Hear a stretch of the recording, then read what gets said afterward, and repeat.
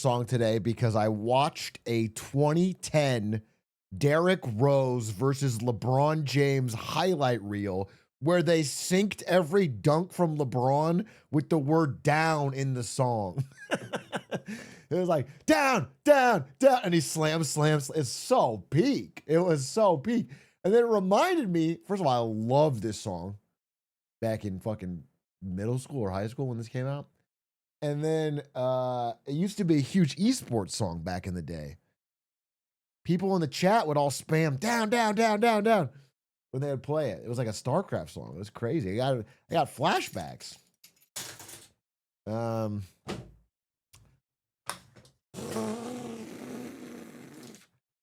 Holy shit, you were in high school for D Rose. It might have been middle school. Let's not beat around the bush, all right? But yeah, maybe I was. What's it to you? What's it fucking to you? What are you gonna do? Make an old joke? Oh, that'll break me. Oh no. Oh, what am I ever gonna do if someone in chat makes a fucking old joke? I couldn't go on. That would be the end of me, dude. Fucking welcome to the Atrioc broadcast. You're on April 16th, 2026. Speaking of old, 3 days to my birthday. In case you guys are, just make sure you guys RSVP. All right, the gigantic chatter party is coming, and I am turning 3006, and so I really need you guys to be there. Bringing a gift is not required, but it is encouraged. And it'll be a real hoot. It'll be a blast. Let's get this light up a little bit. Don't hold me up now. I can stand my own ground. I don't need your help now. You won't let me down. Bop, bop. How the hell are you? How the hell are you, chatters? What's going on in the Twitch chat life? You know, what is your crazy, quirky world like? I can't even get in the mind of a Twitch chatter sometimes. Like, what do you guys think about? It's like sometimes when you're looking at a dog, you're like, what is that dog thinking about? What does it see? You know, that's what I think about with Twitch chatter sometimes. Like, what the hell is going on in that brain of yours?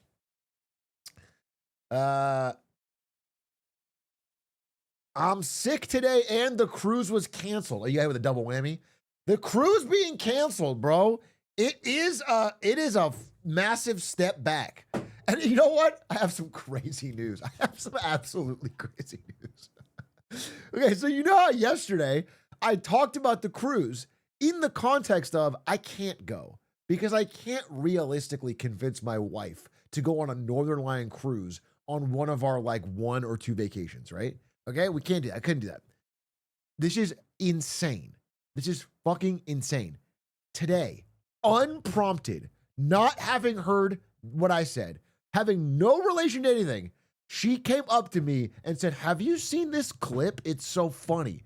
And it is the clip of Northern Lion trying to do a Denzel Washington impression from Flight. She doesn't even know who he is. I was drunk. I'm drunk right now. It's terrible. It's so bad. It's so bad. But she likes the movie Flight, or she's seen the movie Flight at least, and it was cracking her up. It was cracking her up. And so I was like, wait, that would be the perfect time to tell her, let's go on the cruise. Isn't that crazy? What are the crazy fucking odds? But unfortunately, the stars did not align. In fact, they crashed down to Earth, blockading the Strait of Hormuz and stopping the Northern Lion cruise. Oh, that's a bar. From setting sail.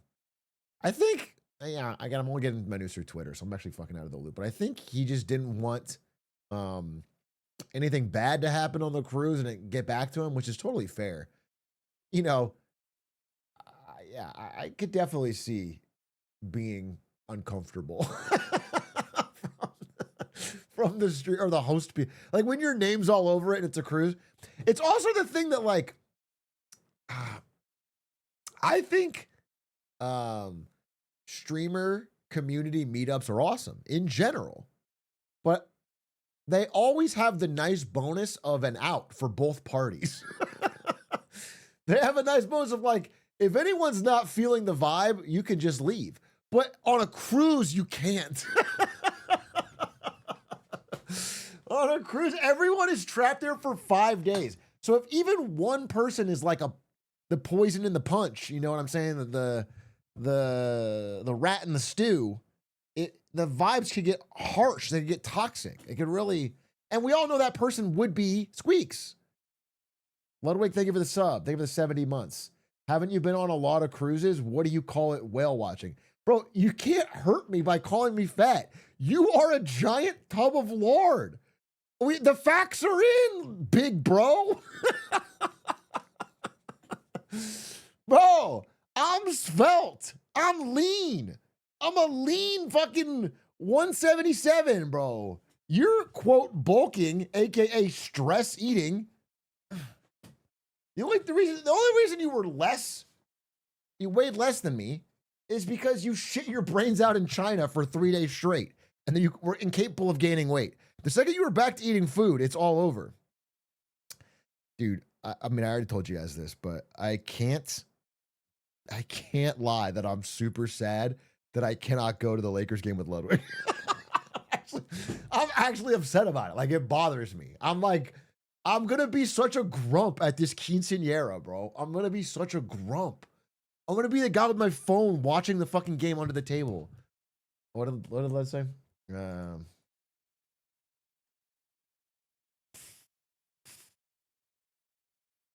Atrioc Zempic come clean. No, it's Reddit True Tried now. Dumbass, keep up with the times. We're doing Chinese peptides, bro. You still on that Ozempic shit? Fucking old. He's fat and old? Oh, bro, we're all on Ret. I told you guys I literally spent a few hours trying to find out who was going to get the patent to sell Reddit True Tried? How do I say it? In America, because I thought they're going to make a mint. I was like, this is financial advice. Reddit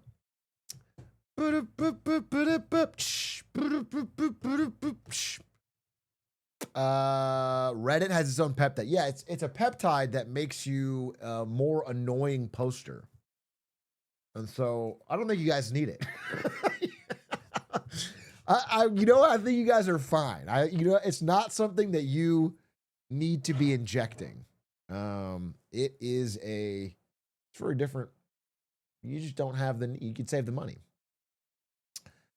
It makes you have really funny puns. Anyway, how are you? How fucking, I mean, I guess the cruise thing is sad. I just want to talk about that. Just cause from an outside POV of someone who probably wasn't going to go, unless this Ari flight clip changed everything, probably wasn't going to go. I think I have nothing to lose and everything to gain.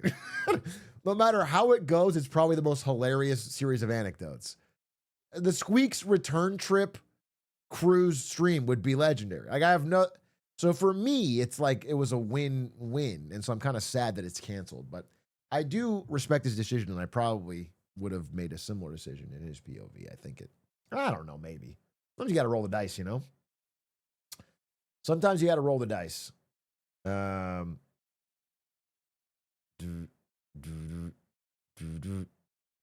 Squeaks-a-thon could have stopped the war in Iran. Okay. Could have stopped? It's already happened. Are you implying that Squeaks streaming on a cruise next year could have stopped the war in Iran that's already been running for 50 plus days? I just don't. It doesn't. And if that's our best plan, we have to wait till March of next year. That means the war's going to last another year. Squeaks is the reason it started, if we're being honest. That's more my speed. I think Squeaks has a large portion of the blame for getting this thing going. I think we put a lot of blame on Trump and not nearly enough on Squeaks. I'm not saying Trump is blameless, but he's not the whole enchilada here. People often say, like, it was Netanyahu who got Trump into this war. He, convinced him. But who convinced Netanyahu?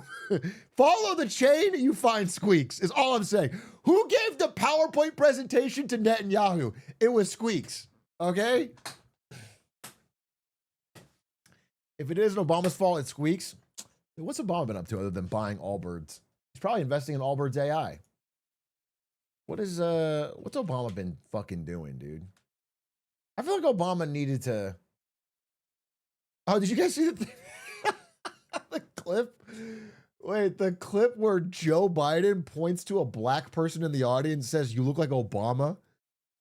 And then people are kind of like, and then he brings him on stage and he kind of does look like Obama. It's like a peak reveal, bro. It's like a peak reveal. It really is actually kind of funny. Wait, does anyone have the clip? I would love to watch it.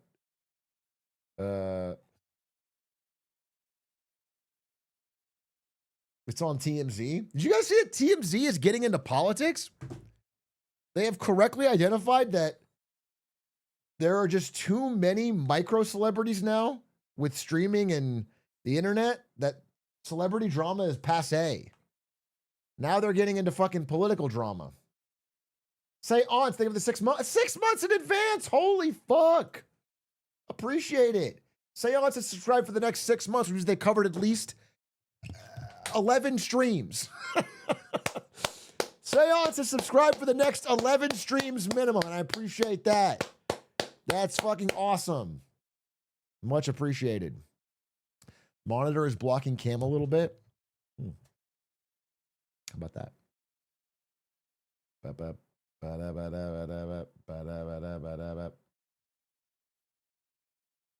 Yo, Big A, I just met an old friend and had a few pints with him. Best day in the last few months. It was nice to meet you too, bro. Are you talking about right now? When I booted up stream, did you count that as meeting an old friend you're drinking? Is that, because I do agree that this is sort of a good catch up and I appreciate that.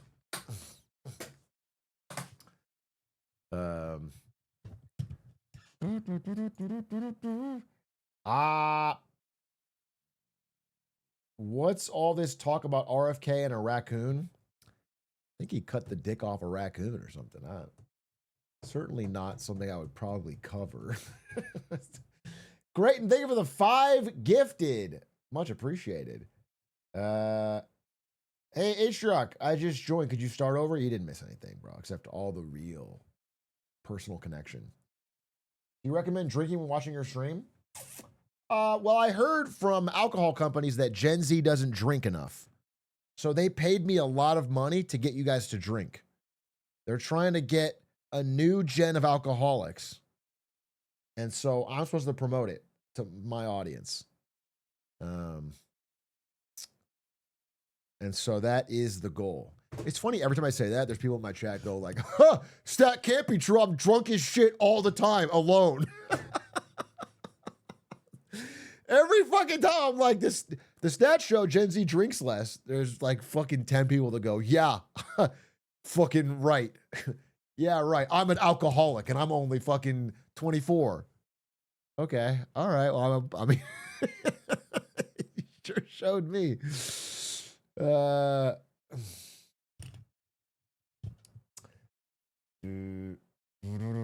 many episodes of the Boys watching tonight?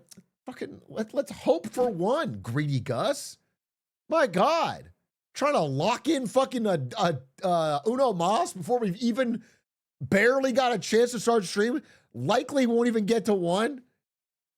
Yeah, we'll probably do one, bro. Don't fucking. We'll do one. That's the plan, is one. But I'm excited to watch it. And if it kicks off well, then I'm excited to watch more.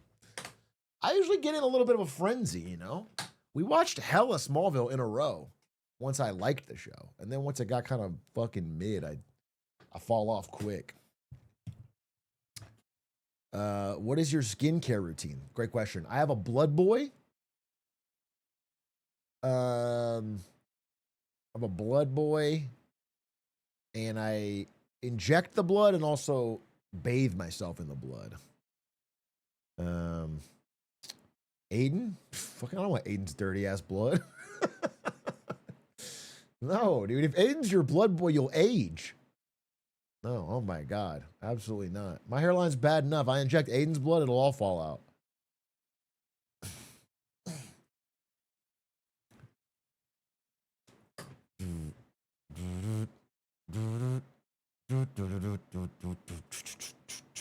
It sucks to see your blood boy become a blood man.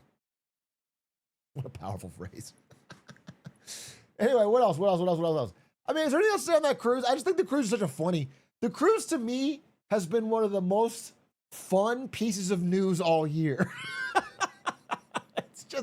It's purely irrelevant, yet I'm interested in it. It's rare to find something that it's like I want to talk about, but it's also not serious and like I don't know, downer in some way. It's like just the cruise. It's just a funny idea. Northern Lion Super Cruise.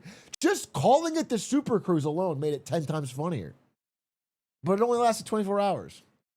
We could have had a year of memes. I guess we still will.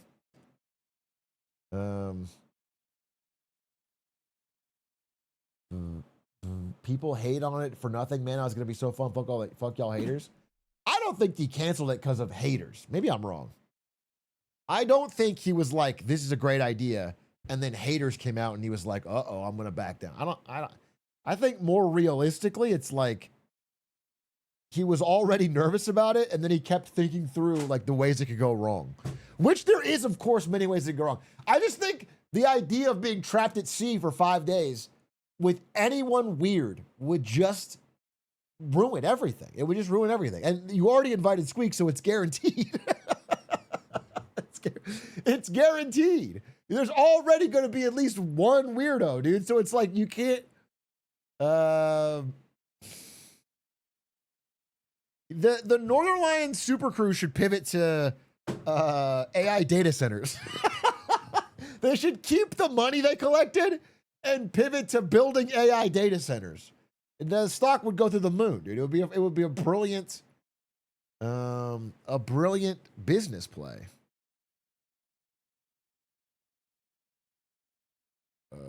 Atrioc, I'm an engineer on a major 15 billion USD data center construction for OpenAI and Oracle, and I can, boots on the ground, confirm that these people are running out of money. For a good half year, I thought it was an infinite money glitch, but now your comments make much more sense as they started cutting out so much scope and trying to cut costs wherever they can. A few months after getting a basketball hoop for our construction trailer. They cheaped out after the basketball hoop. At least you got the hoop.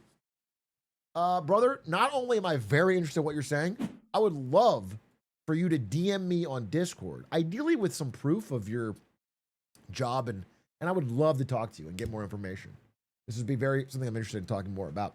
However, I think I can riff off what you're saying here, because I don't know if you guys have noticed, maybe some of you are, we've advertised Anthropic on the pod.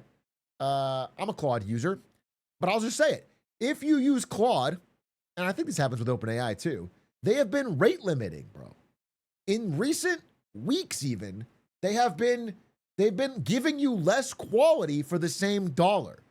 The thing thinks less, and it's because the bill is coming due.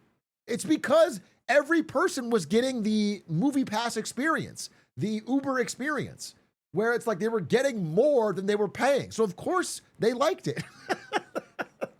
It's like the Movie Pass where you get 15 tickets for the price of one. It's like, well, this is a pretty good service, but it doesn't make any money. It doesn't make any sense.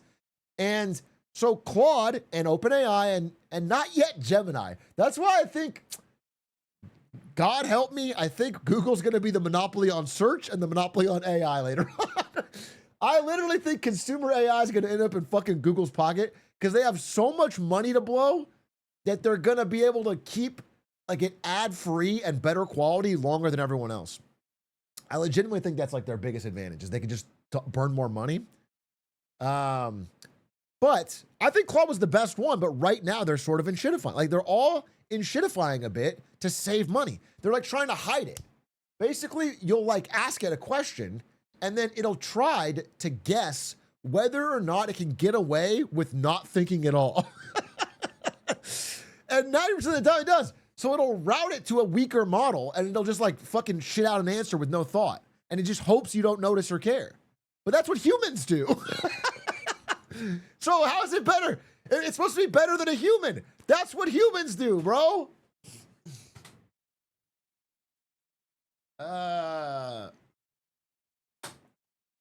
So yeah, it's a lot of people are complaining though. And what's weird is you could even consider it Um, I don't know. I mean, obviously the terms of service probably cover their ass, but it's a bit of like a breach of contract. It's a bit of like a bait and switch, you know, because they are operating off of a subscription model, not a like pay per use model. So technically, you bought maybe a year supply or you bought the yearly subscription when it was a certain quality. You were like implicitly promised a certain level of thing, and then they cut it back after you've already paid. So people are like angry about that. I mean, it's a very interesting discussion. Interesting discussion. But especially, I got to be honest with you. I mean, like, clearly, especially among workplaces, the demand is there. Like, they can't fulfill the demand, but the workplaces can pay the higher prices, and they probably will. If AI were to be charging at cost what it actually costs, I think regular people would not pay for it because it would be very expensive at current levels. It's not worth it at that price for most people, but businesses would. And so I think that's why OpenAI has been pivoting all the business clients. My company has 25K employees and they pay for Copilot and shove it down our throats daily. The thing about Copilot is it just fucking sucks on all levels. Like, at least with Claude, it's like the old one was relatively useful. I mean, it had some value, but Copilot sucks, bro. The only reason your company is using Copilot is because they're cheap. It's because Microsoft is giving insane discounts to allow it, and it's included with the larger Office deal that your company already has. It's like why companies use Teams over Slack or whatever. It's because they're cheap. It's because they already had a deal with Microsoft for Office, and they're like, well, we'll throw in this. And every company executive is being tasked by like the CEO to be like, you need to do more with AI. Get everybody to do more with AI. Get the employees to get all future forward on AI. And so if they can do that while saving money using Copilot, they will. And that's what, but Copilot sucks. So it's not effective.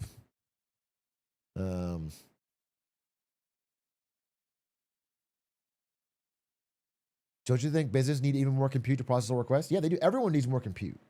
That's why, I mean, I don't think they're going to slow down on building data centers, but the companies that are building them now can't afford them. So it'll be someone else probably. I mean, there's clearly demand, like large, like every time the models get better, the demand spikes even higher, especially from companies. They're using infinite tokens, bro. So it's interesting. I mean, I don't know. It's a weird dynamic. But it's hard to tell because everything is priced under its cost right now. So you can't get a true idea of like, is there a viable business at the current market dynamic right now? Clearly it's useful to some people. Clearly it has some value, but people are judging it based on the price, which is not real. So I don't know. It's interesting.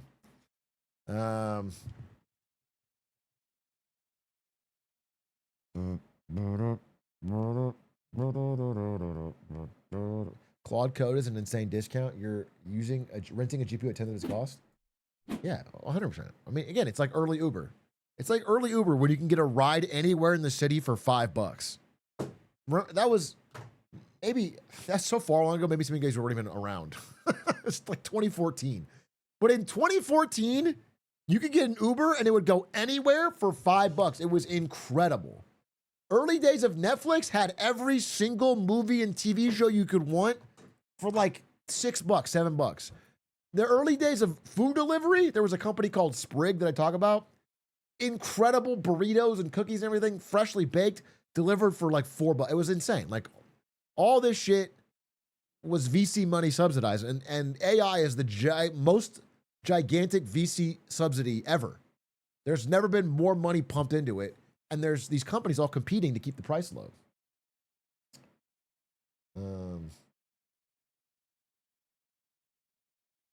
Nepal is pivoting towards AI data centers now. Bro, so is Allbirds. I'll believe it when I see it, dude. Everyone everywhere is pivoting to AI data centers because it's an easy way to get money.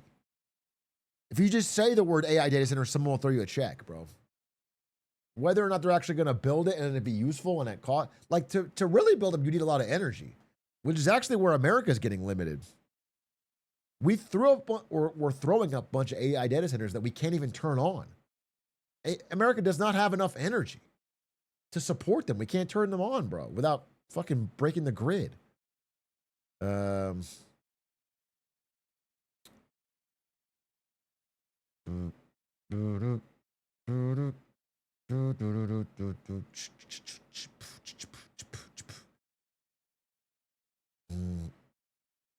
We off the grid. Well said. Well said.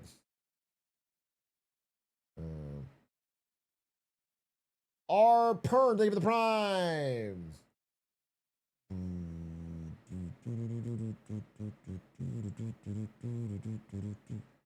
Atrioc, I have a question. Do you think that given the current demand for AI and the power and energy it requires, is developing new specialized chips like TPUs could bring down the overall cost and make companies switch from traditional GPUs? Or the companies not switch because they have crazy commitments to NVIDIA? Yeah, of course. You know what's funny is there was an interview recently with Dwarkesh Patel and Jensen Huang, the CEO of NVIDIA. And Dwarkesh asked a similar question. And the contempt, the fucking disgust with which Jensen said TPUs, tensor processing units, I guess, can do some things okay. Like from his POV, they're dog shit. They're dog shit. They're dog shit. Listen, having worked at NVIDIA, I'll just tell you, the real advantage of the NVIDIA GPU is not that someone can't come along and make something that is more performant on a price per watt thing. It's that it has CUDA. It has this essentially like programming language for AI on the GPUs. It's the software. And that stuff is tied to NVIDIA GPUs, and that's what everybody learns on. And so that lock-in, which was designed like 10 years ago, I mean, it's an insane level of foresight from Jensen that I was able to benefit from financially. It's like an incredible moat. So,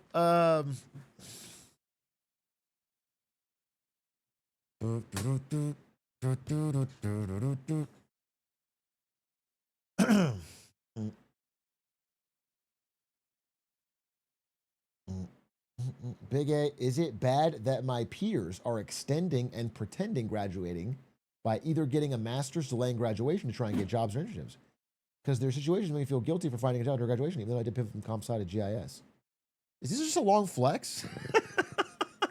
Is this whole post just a flex on your friend that you have a job and they don't?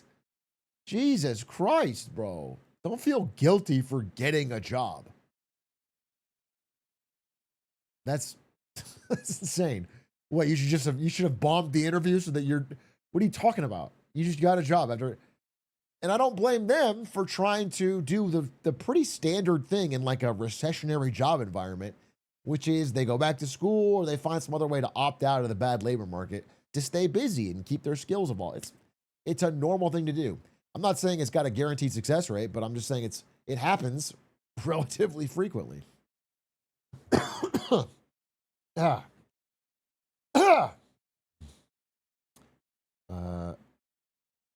Atrioc, all my friends are broke, but I have millions of dollars. I feel bad for them that they're poor. Basically the same question, bro. Basically the same question. What should I do?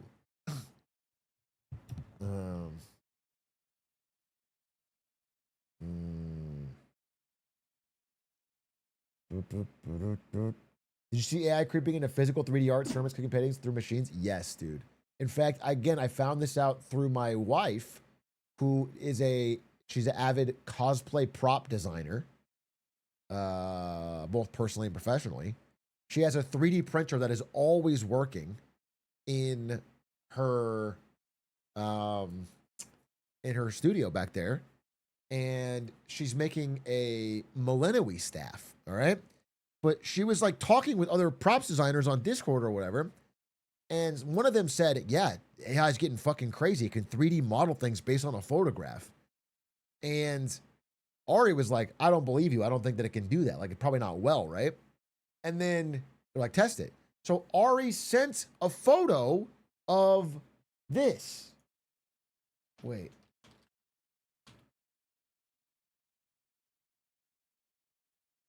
I can't find the exact photo, but essentially, it is the Flat Fuck Friday Gator.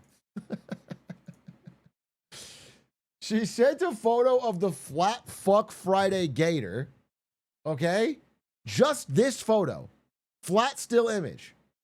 And then her friend fed it into AI, and it sent her back a perfect 3D model generated of the Flat Fuck Friday Gator. And then she fed it into her printer.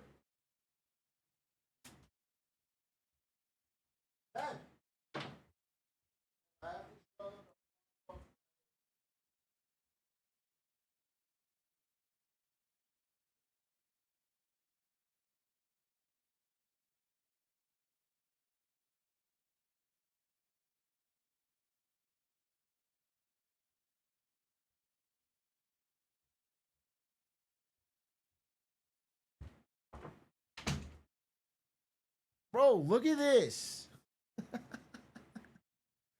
Look at this, dude. It's crazy. He's a flat fuck.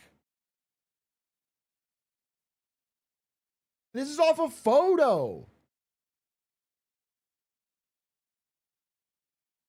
I don't know why it's going to be huge. No, I mean, it's crazy.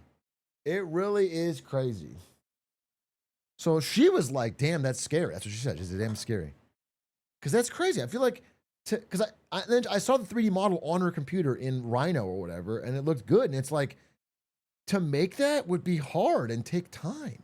It's just crazy, man.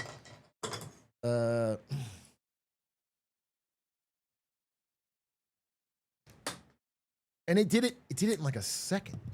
It really is. I mean, it's impressive, but it's scary. It's weird. I mean, all this stuff is advancing so fast, man.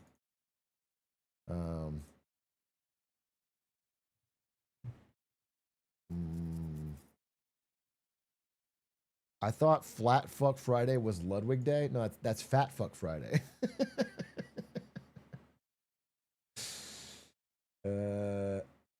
Hey, Big A. I don't have a question. I just want to say thank you for your content. My parents in their 70s have even gotten into watching your Big A clips, as it helps them understand what's been going on in the AI geopolitical spaces. It's made a lot more digestible for them compared to mainstream media articles. I appreciate that. It's a very kind thing you do say. Thank you. I'm glad that you are able to connect more with your parents based on the content. Very nice. Yeah, I don't know. It's not. Oh, you know what I have to say though? Okay, actually, this it's funny. Every compliment makes me think about something I'm upset about. No, it's very nice of you to say. Obviously, I've been extremely happy with how the channel's doing and the performance and everything. But I gotta tell you something. And I mean this with absolutely, literally nothing but deep respect for these two creators. But I made a video about the Allbirds situation yesterday, the Allbirds AI thing. I think I did a really good job with it. And then both CoffeeZilla and Charlie made a video about the same thing afterwards. And they both crushed me. Again, I think they were a great video. I'm just wondering what I'm doing wrong. It made me think of like, what am I, you know, I shouldn't be unhappy with getting 400K in a day on something, but it's like, I think my video is like, more in depth. I don't know. I think it's more. I'm trying to say this. Why I think both these guys are incredible creators, and they are people to look for. And I need to learn something. There's something I need to learn from them. But I don't know. I'm not presenting it in a way that's easy enough for people to understand or something. I don't know. I'm not doing enough. So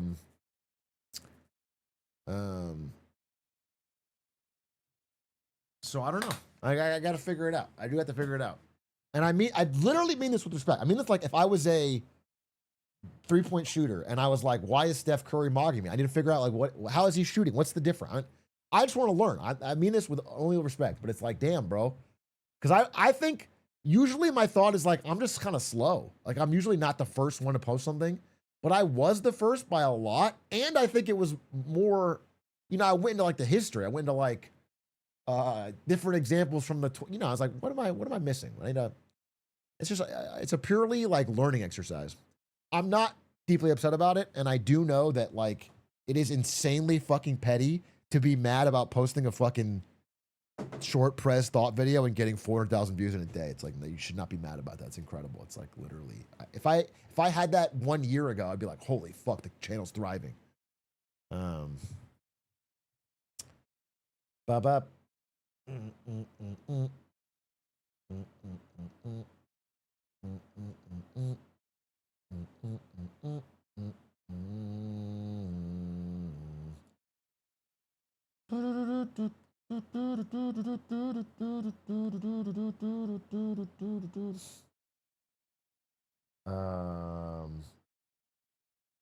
Charlie goes for threes. You go for half court shots.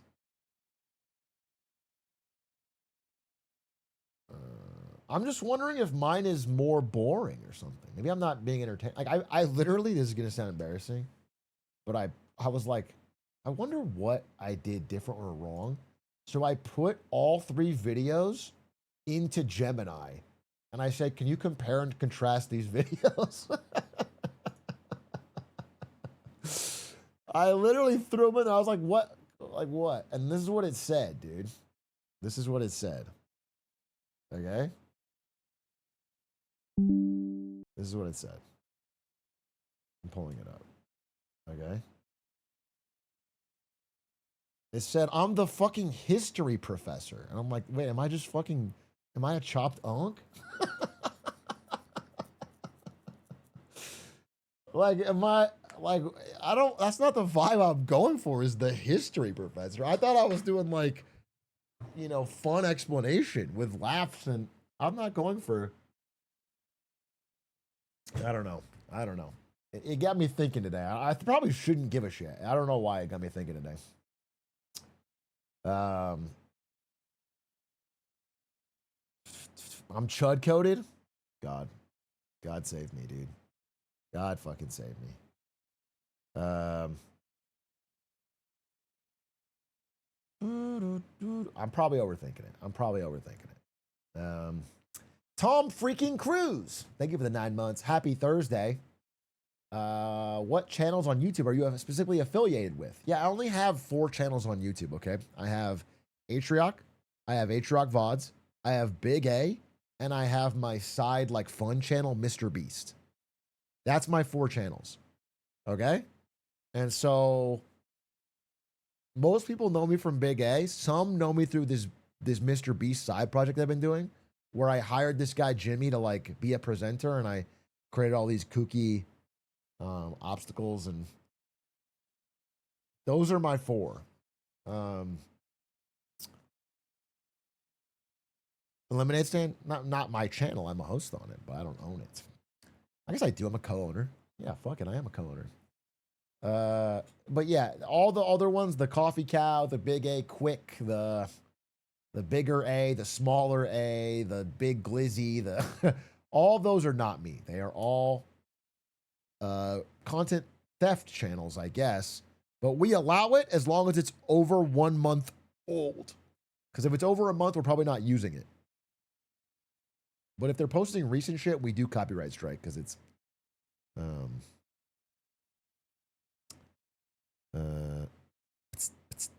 TP USA is yours too, right? Yeah, exactly. I saw the TP USA venue was like 1/3 filled when they had JD Vance. And I was like, damn, the movement really is dead, huh? It's a big yikes.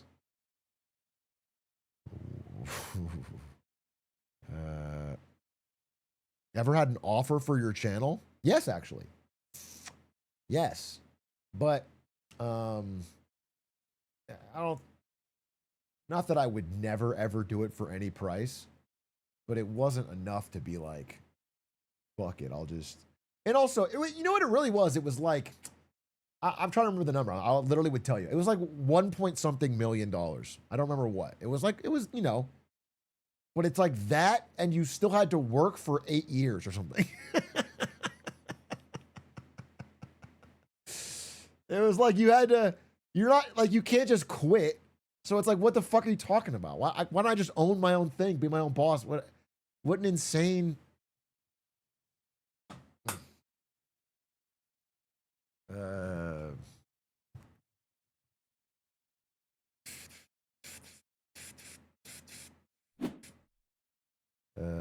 Unironically, an insane lowball. That's what I felt. That's what I felt. JD Vance was the backup for Erica Kirk.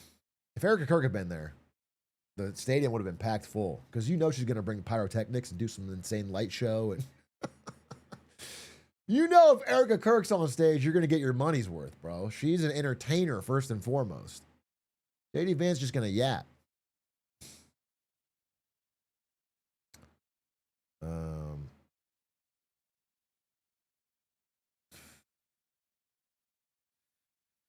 Weren't you campaigning for Trump like a week ago? What happened? I've never stopped campaigning for Trump. I think all longtime viewers of my content know that I'm a diehard Trump supporter. It's like it's probably my number one through line from all my content, is that regardless of what's going on in the world, I trust and respect President Donald J. Trump. We're basically the last bastion of MAGA. Is the Atrioc community. It's like that is where this is where it's sort of we're still standing for our go. Everyone's turned against him. Well, this is home. And I do think he'll run again in 28, and I plan to vote for him again for the 4th time. Well, 40th time, because I stuffed the ballot box. But no, I don't know what your question was. That's insane. Have you been following the Hungary elections? Yeah, I have. My favorite thing is, again, I say his name quite poorly. Peter Magyar. I say his name badly. I don't know how to say his last name. But he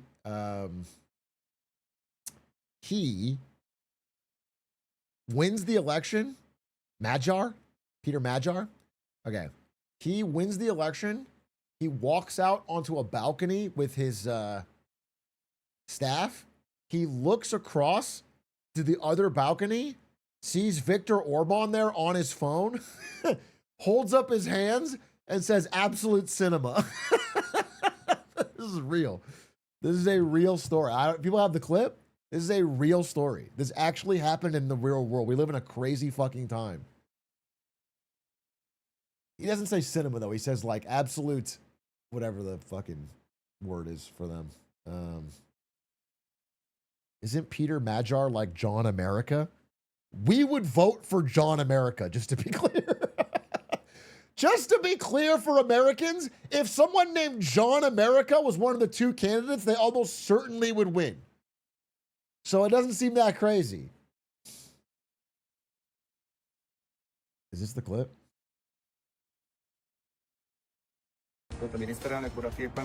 Oh, this is so sick. Here it is. Okay, here's the new winner in Hungary. Now, a little primer on him.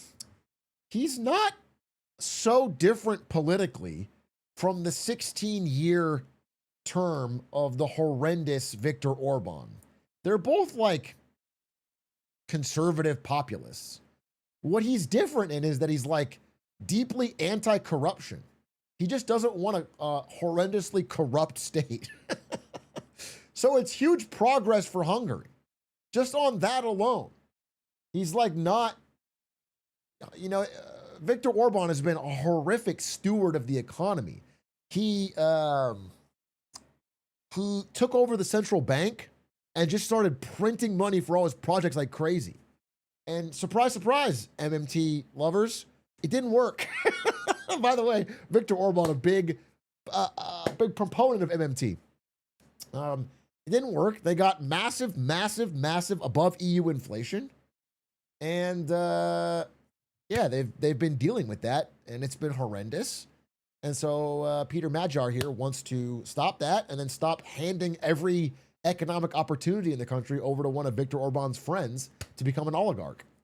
And so on those two things alone, he's pretty popular, even if he's not political. Film Shinhaz? They don't do it like we do out here, I gotta say. Anyway, that is beast. That is beast. Absolute movie theater. That's what it means. That's funny because cinema does not really mean a place to watch movies in the actual absolute cinema.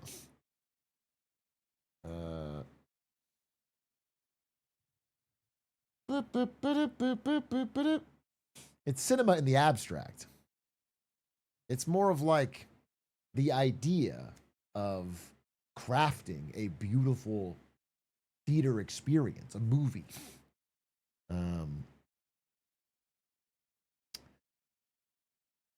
As a European, I don't understand why Americans are so upset about gas prices. It's like $1 a liter over there. That's basically free. Are you guys brokies? Well, Hakun here is hitting on something true, which is that when we get gas prices that are like $4 a gallon, Americans melt down. Well, that is like a good or average gas price in most of Europe. That is true.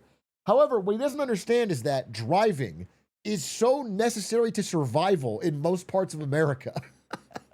Your grocery store is so far away. The school is far away. Your work is so far away.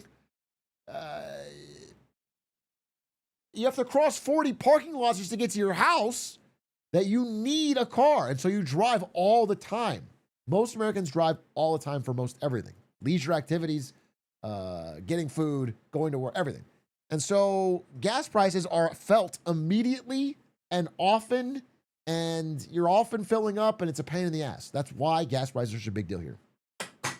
Obviously, if America woke up with Norway's gas prices, we would kill ourselves. We would launch a nuke at our own cities. It would be over. 100%. It's like $7.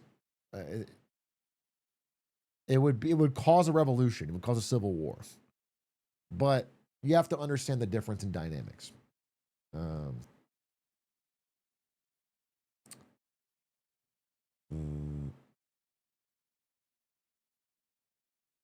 I looked it up. Gas prices were the equivalent of 10 US gallons. Yeah, exactly. I lived in Europe, by the way.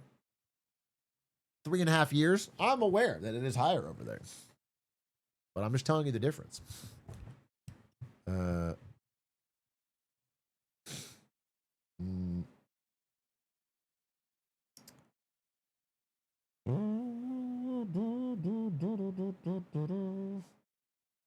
out to Ramstein Air Force Base. I didn't live on Ramstein. Ramstein is an American military base. I lived on a NATO military base where children of military officers from every NATO country all learned together in harmony. My classmates were Spanish, Norwegian, French, German. And it was woke, first of all.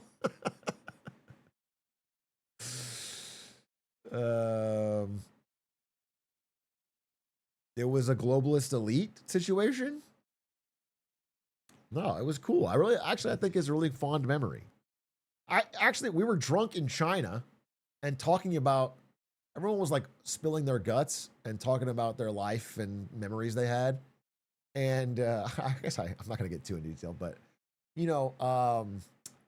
Stefik, our interpreter, was saying like how she feels some type of way because she grew up in China, but then went to school or like college in America and has made friends in both places. And the city she's from has changed so much that she like doesn't have a home, or like she doesn't know which place she truly belongs. And I thought that was really interesting. That was a really insightful, that stuck with me. It was like a very interesting way to think about the world. And I was thinking, not necessarily the same thing, even though I don't feel like I have a direct home of a place. But I remember thinking one of my like motivating memories like, you know, I talk so much about how I think um, we've just gotten way off track in America and how there are certain policies that we had in this country in living memory that we could use to like rebalance the economy in a way that's not so tilted towards. And I just remember this experience of like being with these other kids in this NATO base in Germany, and we would all talk about each other's countries in like a positive way. And I remember hanging out, we were talking, and they all had really nice things to say about America. Like it was a different time, and you just wouldn't exist now. It would not exist now. They don't have the same thoughts because I think we've screwed it up in a lot of ways. But yeah, so it's just something that's in my mind. Like it's something that I had that memory as one of my core memories of like, I think if you're someone who grew up, like let's say you're 16 now, bro, you've seen nothing good. Like if you're 16 now, you have seen basically in your entire life only 10 years of Donald Trump. If you're 20, maybe I'd say everything pre-08, you got a taste of the good life. Everything pre-08. 2008 is when everything started to break, and then 2020 is when it really broke. So it depends on how young you are, but I genuinely think like if you don't have formative memories of like the early 2000s or ideally the late 90s before even 2001, if you don't have any of those memories, it's hard to explain to someone that like it doesn't have to be this way. Like even our politicians were less polarized. Congress got shit done. You know, we weren't bleeding so much money in a foreign war. Like, I'm not saying it was perfect. No, there's no country's ever been perfect. But I'm just saying, like, a lot of shit was working. It was broadly working. And so, it's just interesting. And so that's a memory I have that kind of motivates me because it's like these were just choices. To get away from that was just a choice. It's not natural. It's not required.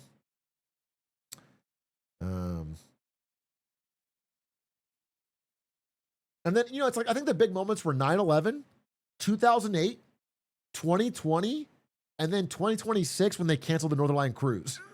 Those are like the big moments that are like things have gotten substantially worse in America. And it's like we've taken the wrong lessons from this.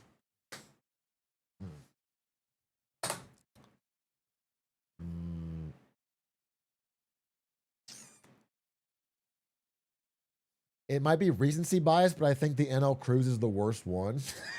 Yeah, you think of the Great Recession, 9/11, and COVID. The Northern Line cruise being canceled is the worst of the four. History will have to decide, but I think you have a strong case for sure. I think you have a strong case.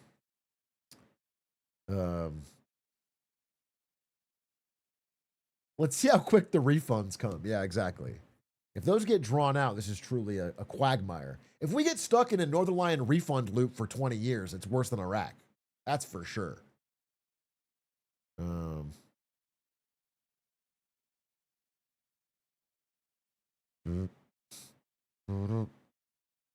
I'm going to show up on the cruise NL originally planned for anyways with regular tickets.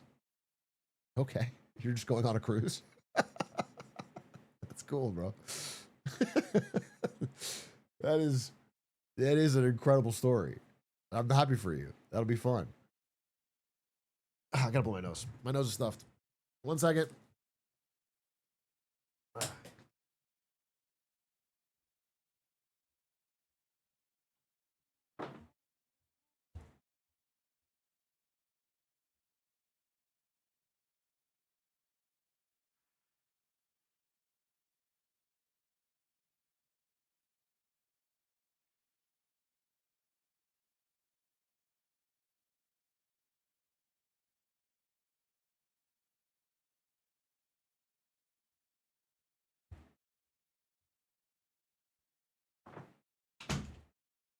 Holy. Holy, holy, holy.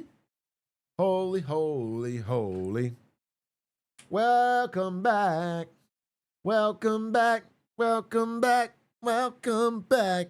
Anyone remember Maze? That guy could rap, dude. Atrioc, first time being in chat. And I enjoy your YouTube videos. How you recently commented on Germany's debt break from over defense spending being bad, but I didn't get into too much detail. I'm pretty sure I disagree with you, but I'm interested in hearing why you believe this. I studied WM war, so does that mean anything? You disagree that taking on debt to militarize is a good idea. So, I mean, the leadership agrees with you, but I generally disagree. I generally think that Germany's debt break is actually one of their best innovations, and that the idea that they need to go into debt to do this, I think it's a false dichotomy.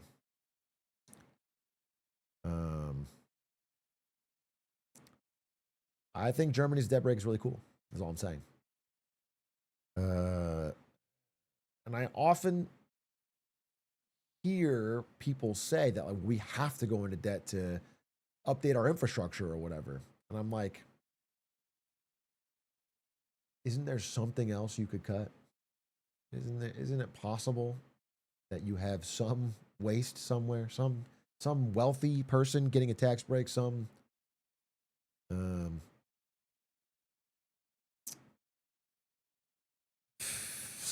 farmer getting a subsidy, I like the idea of limits like debt breaks because it forced politicians to make choice. Politicians hate to make hard choices. They hate it. Ronald Reagan had the greatest innovation of all time, which is that you can increase spending and cut taxes. Everyone is super happy, and you just kick the can. That is the greatest innovation of Ronald Reagan. He figured out it's the most brilliant, and he swept 48 states. He swept 48 states, bro. He had the most dominant. It was the greatest political innovation of all time, which is that you can just fucking not care about the debt, and it'll be someone else's problem long after you're gone. But now it's too late. Now it is a problem. And so any rule that stops politicians from doing that and makes them have to make hard choices is really good.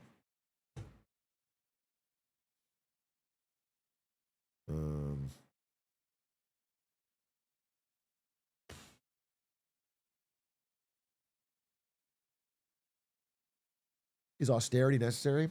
Austerity is not necessary, but I don't like people use the word austerity to mean a balanced budget. If you mean austerity like cutting every social service to the bone, I don't think we should do that. When people are like, just spending what you've taken in taxes is austerity, it's like, that's not austerity. America did that for a long time. They built the highways, they did a bunch of things. It wasn't austerity then. Why is it austerity now? Just to be normal, just to not have to go crazy debt. I find the word austerity is often used in bad faith.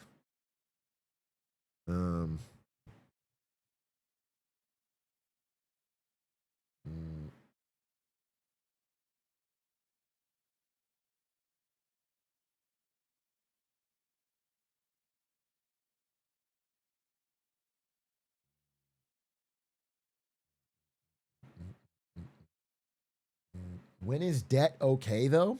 Why is logistics and infrastructure better than tax breaks for the rich? Debt can be okay. It's like, here's an example. Here's an example I like to give. Let's say you're homeless. You're fucking homeless, okay? You got nothing. You're on the street, dead broke. You got nothing, okay? And someone tells you, I have a job opportunity for you. Just show up in a suit and I'll give you the job. Is it worth taking out a loan to buy this suit?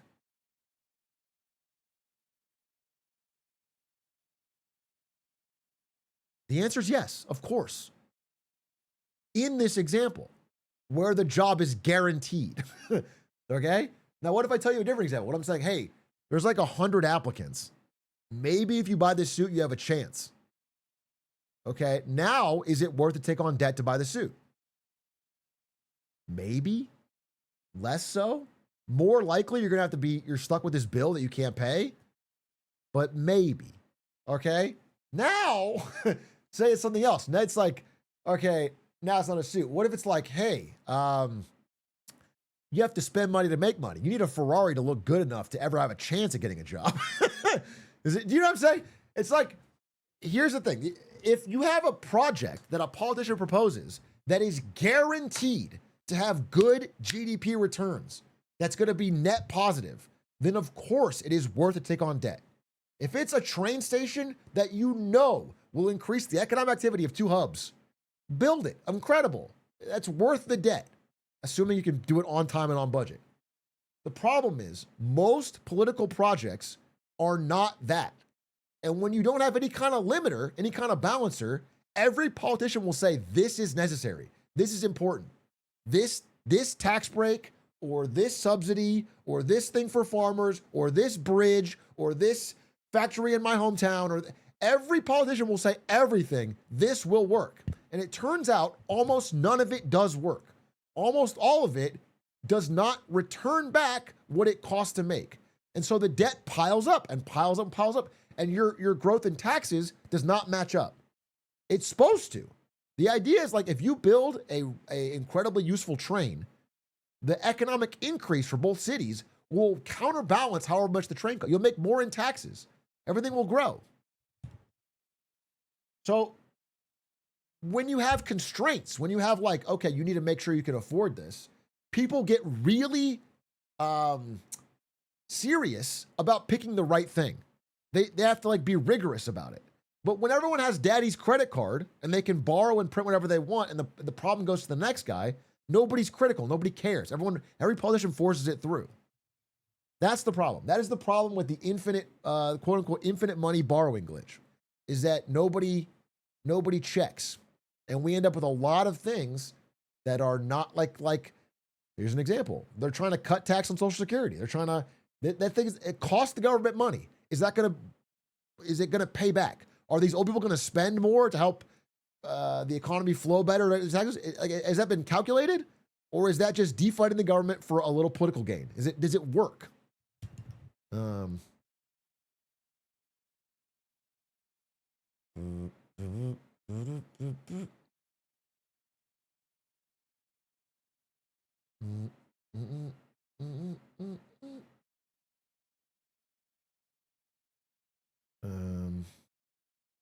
Do you have a good book recommendation on this topic?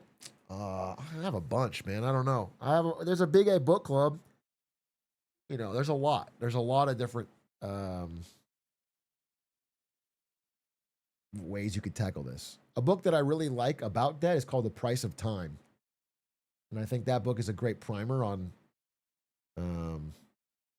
the current book I'm reading. Wait, I want to talk about this. Wait, you guys will find this interesting.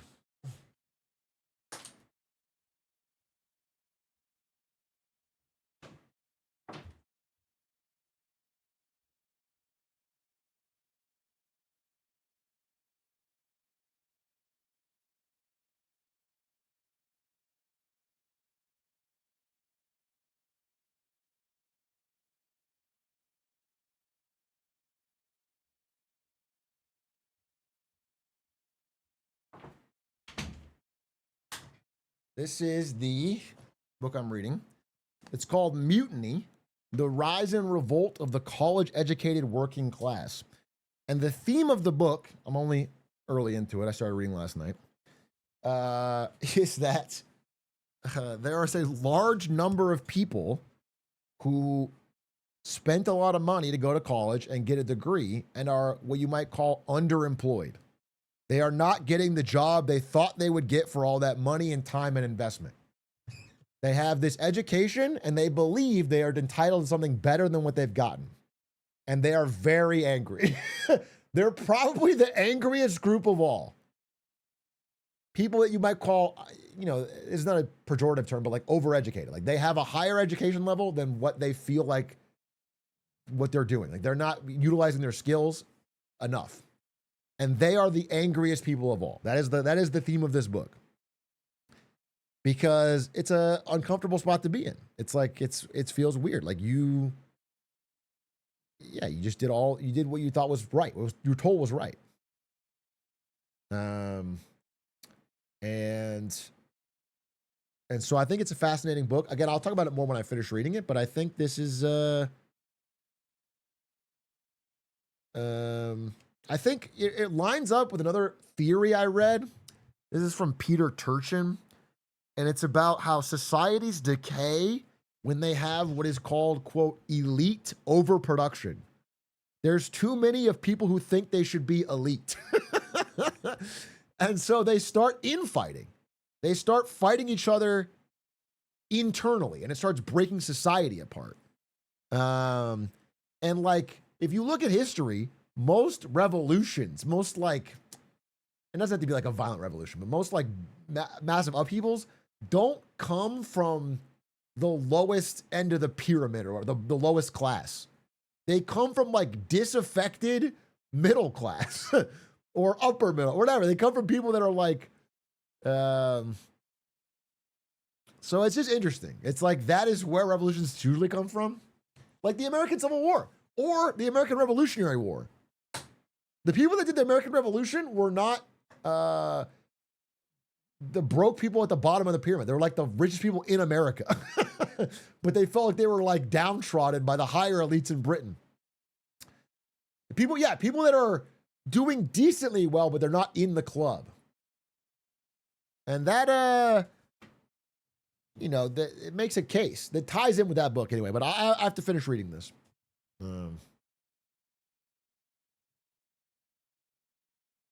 Anyway, if that resonates with you, you can check the book out. I'll let you know how it is once I finish it. I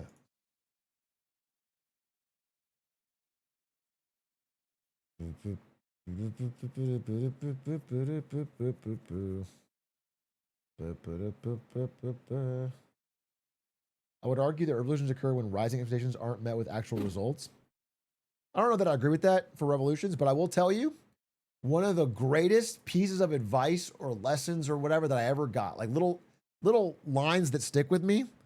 I don't even remember who said this. I don't know if I read it or if someone in my life told me, but it says, anger only comes from when you expect something that doesn't happen. Like anger always comes from unmet expectations. I don't remember who said that to me, but it's so fucking true. When you really think about when you get angry, it's because you thought something would go one way and it went another. That, like, literally think about it. You usually, if something like just randomly happens, or like, if you're prepared for something, you might be disappointed, you might be whatever, but you don't get angry. Anger comes from that. It comes from you like lashing out because shit did not go what you planned. And once I heard that, I've been like, just generally in my life, less angry since here. I'm not saying I'm never angry, but I'm just saying I recognize why I'm getting angry, and it's because of that. It's because I thought shit would go one way, and it's not going to go that way. So now I have to figure that out. My teammates in every shooter. Well, they expected you not to flash yourself and then go to the wrong site. So they expected that, and then obviously they're angry because it's unmet expectation.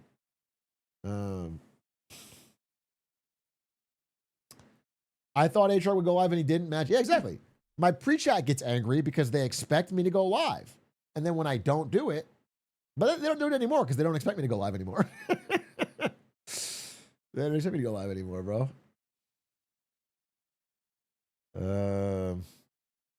So they're not angry. So I've actually solved the problem. You understand?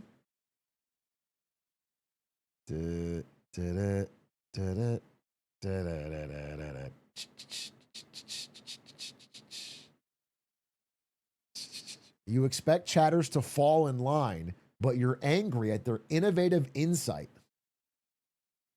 No, I don't think that's that's not how I would describe it, so to speak. Is your pen pal a slave? I'm glad you brought that up. My pen pal is not a slave. But it is a weird thing to say, but I have a Chinese high schooler pen pal. Please don't make it weird, okay?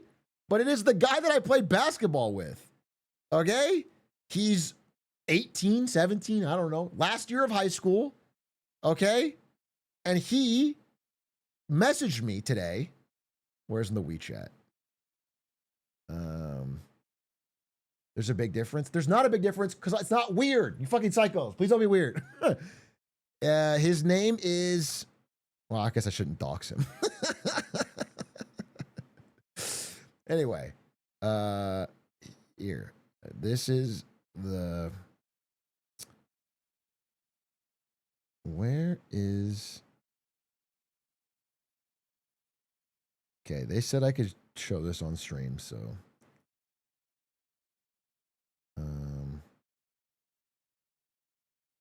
God, I look so bald in this photo. Okay, anyway. You can't see it. So I played basketball, as I told this story already. I played basketball with this people in China, and that guy right there, you can't really see it, huh? I look bald only in this photo. Anyway, so he messaged me today,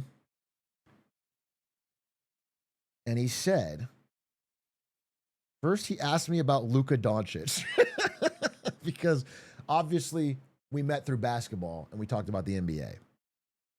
He asked me about Luka. Okay? He said, he talked about Luka, he talked about Wemby, he talked about all this. Then he told me, okay, I'm studying for the Gaokao. Have I covered? You guys know what the Gaokao is?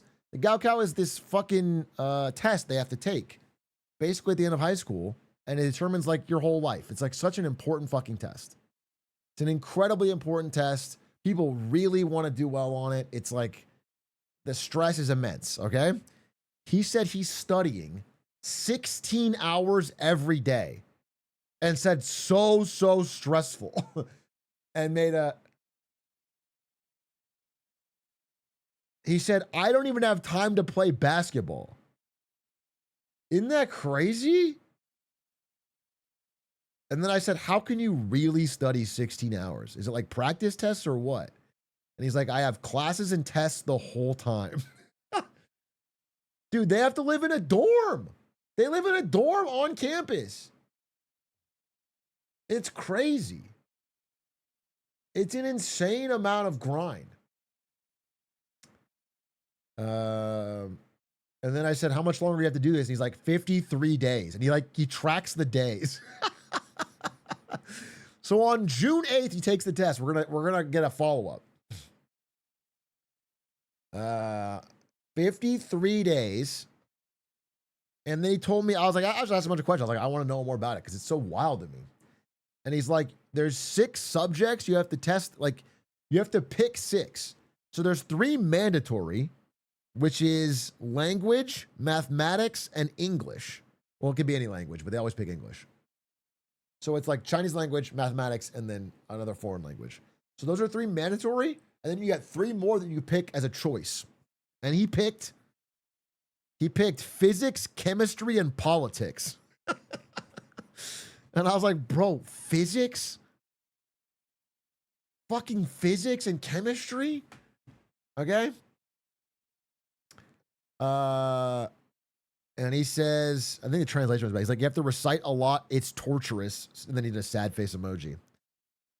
And then I asked him about the politics test. And he said, it's not really in depth. It's more superficial, but it enriches my common sense.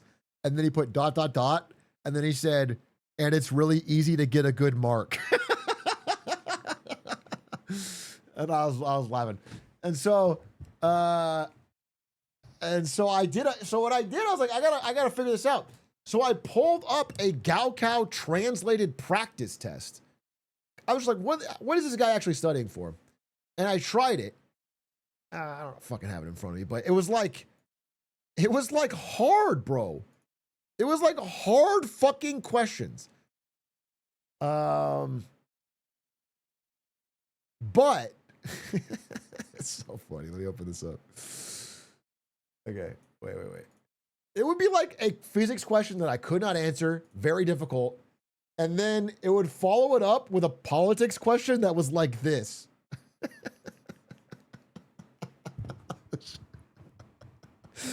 It was like the easiest fucking politics question of all time.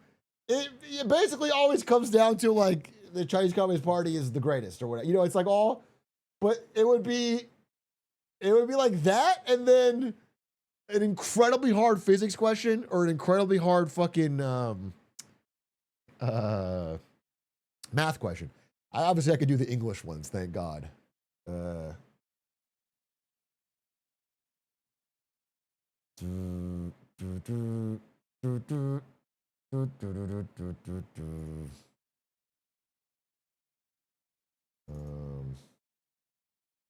Anyway, I thought it was great. So he's been updating me, dude. I legitimately think it's so cool that this guy is just giving me the update on what it's like for someone taking the Gaokao. He also told me that different provinces have different tests, which they consider kind of unfair, but apparently it's based on like if you're in a richer city, it is a harder test. That might even be I mean, maybe he's just spreading rumors. I don't know, but that's what he says. Like, I think they think at least that people in poorer provinces get easier tests. Like, they think of it like, yeah, DEI.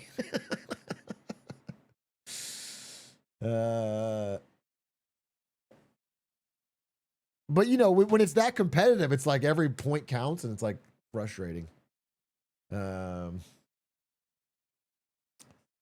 So just interesting. It was just an interesting conversation, and I wanted to update you guys on that because it kind of came out of the blue. He just asked me the Luca question, and then it went off on a way different tangent about this incredibly hard test that's taken over his whole life. No, I get why they might do that. I'm just saying it's, you know, when you're in it, I'm sure it's a frustrating thing to hear.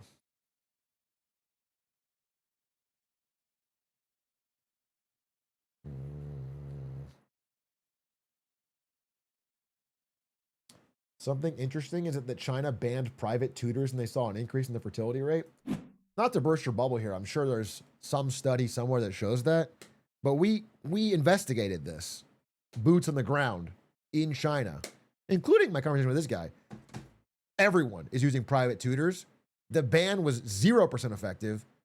Every single person, even the most pro-China, pro-government, Xi Jinping is the God Emperor guy, told me, yeah, the crackdown did nothing. It just moved it underground. Everybody uses private tutors. Yeah. So I would push back on the idea that it's changed in any way.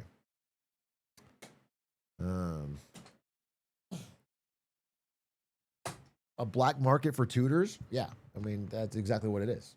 It's not like it's deeply hidden. What's wrong with tutors? So imagine that there's a test that is this important, extremely important test. Everybody wants their kid to do well on it. Rich families will pay for private tutoring to get a leg up, to get an advantage, which creates an arms race. So the rich families are paying for tutoring, so poor families feel like they have to do it too. So everybody's paying for tutoring, and the tutoring is, everyone is spending more and more time doing tutoring. The government goes, okay, well, this is bad. We have to get rid of it. So they ban private tutoring. But you have not changed the incentive. The test is still there. Doing better on it is still important. So, of course, nobody's going to stop private tutoring. And it's an ineffective ban because you haven't changed the incentive. So everybody just does it anyway.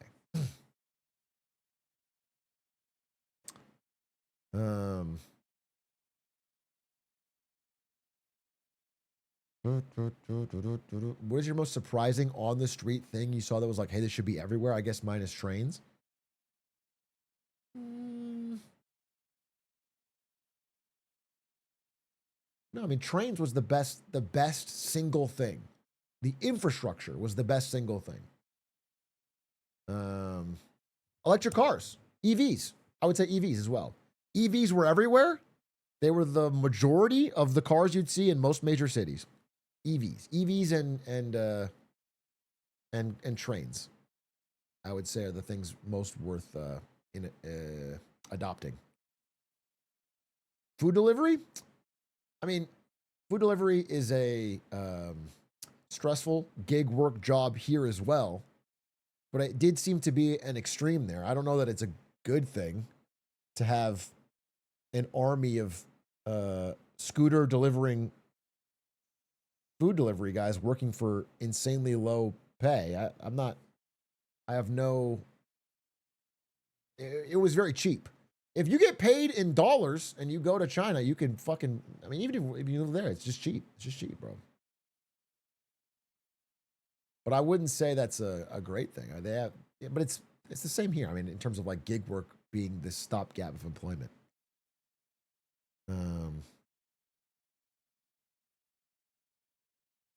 My boyfriend is happy your cruise was canceled so you can make more content for him. Does your boyfriend think I'm Northern Lion? Or do you think I'm Northern Lion? What's going on here? You're in the wrong stream. I can understand how the hair might might lead you in one direction. But that's not. Atrioc, what's the bigger aura loss? Doing a super cruise or canceling the super cruise day 2 because you got scared? I don't think either are an aura loss. I think the super cruise was ahead of its time. I think the world is barely ready for cruises, let alone super cruises. And NL flew too close to the sun, but I don't blame him for trying. And then I think he made a reasonable decision to avoid the controversy that'll probably come with 5 days of streamer fans on a ship locked in together with squeaks.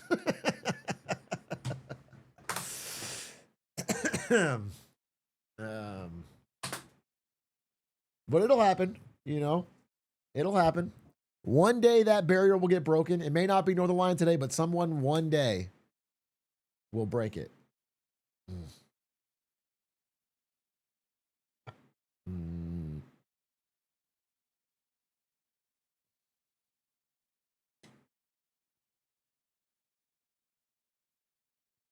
I think there's some board game YouTubers that already do a cruise. That sounds kind of fun, high key. I love a good board game, bro. The truth is, I think board games are the shockingly most undiscovered good time because what do you call how you know how a disease spreads? What's that called? How does a disease spread? What is that? Virality. The viral effect, the transmission effect, or whatever. The peer-to-peer transmission of board games is the worst thing in the world. Human beings have not cracked how to introduce other human beings to board games. The transmission vector is horrible. Because 99% of the time, if you're getting introduced to a complicated board game, it is by the one person in the group who has grinded it forever. And they know all the rules and they care a lot, but you are going in with none of the rules, not really understanding why it's so important, and they are going to win for sure. So that transmission vector makes it like extremely frustrating the first time. So it's very hard to like get a lot of new people into it, even if it is really fun. Teaching board games is a very advanced skill that most people don't have, to be honest. Most people are really bad at it. And so I think board games have been given this horrible rap, even though complicated board games are simpler than most video games and really fun. I think most people would enjoy more board games, but they've been transmitted so poorly. Round 1 is the practice round. That is exactly what a guy who just busted out a 4-hour board game that only he loves just says. Let's just do one round as practice, okay? It'll take 3.5 hours, and then we'll play a real one. You guys don't get it. You don't understand. There's shit if you want to introduce new people into your favorite board game, you have to make real sacrifices. You need to know going in, I am not going to win this on purpose. I might not even play. I'm going to do my best to make a good time. Like that. You have to sacrifice. It's the only way to be a contagion vector, to spread your disease.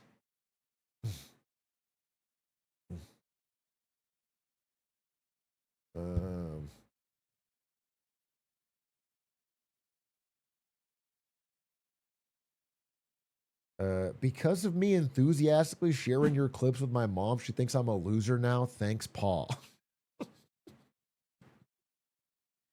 Okay, not very nice. Well, I mean, I guess.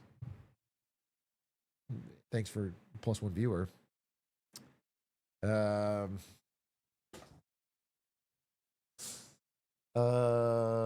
Believe me, your mom still watches. The trick is to surprise attack them? No, that's not the trick.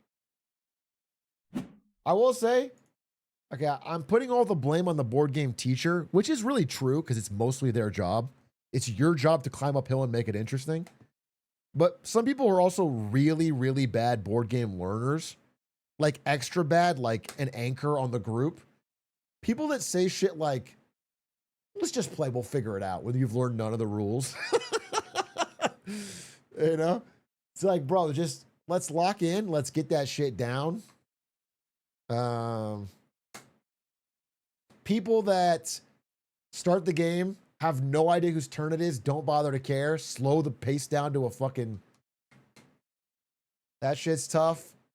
But you gotta plan for that, bro. You gotta plan for that.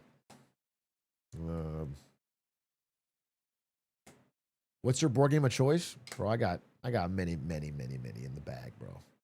But I'll tell you my primo board game for newbies to get any group into it and have a good time. Camel Up. Hidden gem. Camel Up. If you haven't played it, it's basically a gambling game with a little bit of fun. Camel Up. It's a beast, underrated game. You can play it with any fucking group, and even the nerds will have a good time, and the fucking randos will have a good time because there's a lot of luck. Camel Up's fire. My serious game is like Terraforming Mars. Terraforming Mars is for if you have a group of like ideally 3 or 4 serious board gamers, and you want to lock the fuck in. Terraforming Mars is a beast game.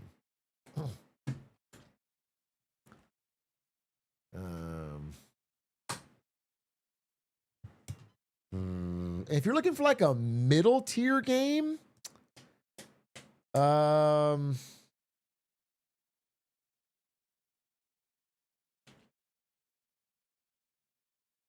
think Everdell. I was looking at the name. Everdell. Everdell is a classic intro to like the people placer. What are those called? It's like a European style game. Worker placement games. Worker placement game. Everdell is an intro to worker placement games that's actually really fun and cutesy and intuitive because the board and everything is designed in a way so you understand what shit is by looking at it, which helps people who aren't paying attention for the rules. Those 3 games, all bangers. You can break them out with the family. You can have a good time, except for Terraforming Mars, obviously.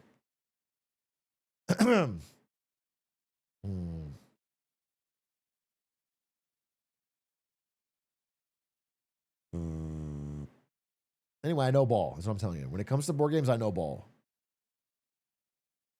Wait, I tried to introduce a card game to a friend. I spent a week thinking about how I would explain the rules.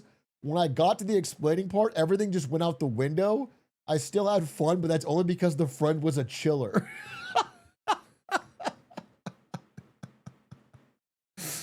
Dude, I wish I could live in your brain. I just don't know what it's like to live with this much anxiety. It's crazy. You literally have been through it. To plan a week ahead of time on how you're going to explain the rules.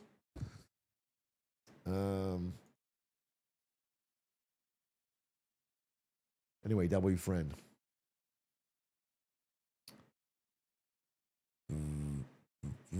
You have a large Ottawa audience because I know like 5 people who watch you kind of crazy.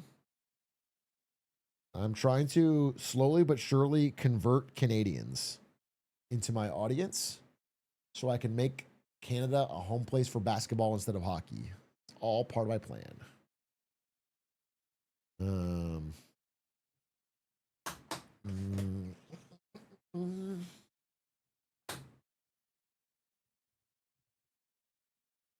Do you like deception, social deduction games? Yeah, I do. I like all board games, bro. I'm a board game freak. I'll do it any which way. I think for deception games, it's very hard to find a group that'll do truly fuck over your friends and lie deception games well. So the best one to play with most groups is Coup. Coup is the best because people can play without having to lie too much. They have these roles that give them some kind of... So Coup is like the best intro to that world where people don't get so mad at each other. But once you get into the Secret Hitlers and beyond, people start getting mad. Dude, I had one guy... We played Secret Hitler with a group, and it was this guy, his name is John. He got so fucking mad at being accused of being Hitler, he screamed at everybody, stomped out of the room. And then we flipped the thing over, and he was Hitler. He was just mad that we didn't believe him that he wasn't. It was so... Dude... He got shit for that for, I mean, a decade. More than 2 decades. Like 15 years, I think he's gotten shit for that.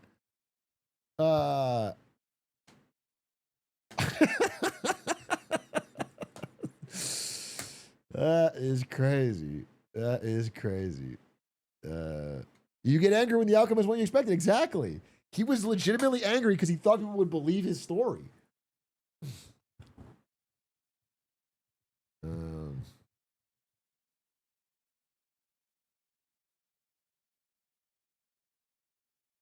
Oh, Codenames is a great game. With the right group, I guess, but Codenames is a classic. Oh, one more board game. I'm sorry, I'm giving board game fucking I'm giving board game ball knowledge here. Okay? I truly, because people are always looking for board games you can play with a variety mixed group, often including family who don't want to learn the rules. You don't want a super boring apples to apples type dog shit game, but you can't do something too serious because no one can play. I introduce Wavelength.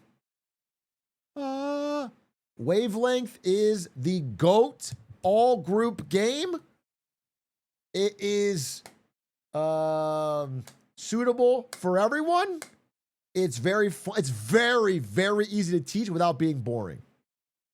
Yeah, Wavelength fucking rules. It's a truly incredible party game.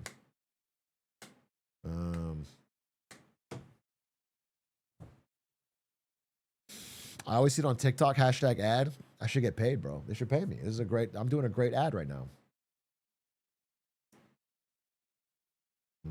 It also lets you look. Yeah, it's a game where the interesting part is the person's thought process and how they think. So it's fun for everybody and has some depth without being hard to learn. It's very easy to learn.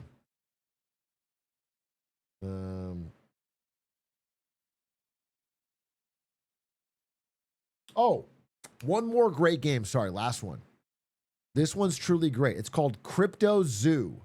It's a really fun game. And as a bonus, it can make you money. So like that one, I would almost say don't buy Wavelength, buy Crypto Zoo. And I would put all your money into that. I would think that would be your, I think that's probably the right choice. I need you to affirm my favorite board game. Do you like Acquire? So Acquire is the first time I learned some of these lessons I'm telling you about. I'm giving you the wizened old wisdom of a learned man. Acquire is a game where I, especially when I was in my younger Grussel, I want to be a I want to be a finance guy. I was like, I need to fucking grind. When I was in that phase of my life, I thought the important thing was playing a game like Acquire and being really good at it.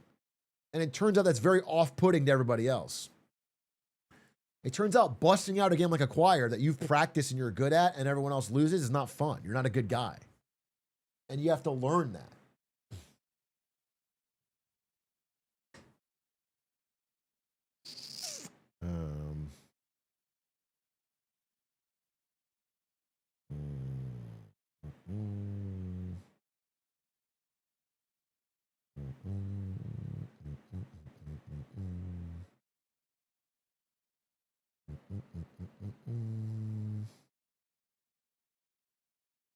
And if you want the game, if you want to truly get mad at your friends during a game, if you're looking to guaranteed break up some friendships, there's one true game to do it.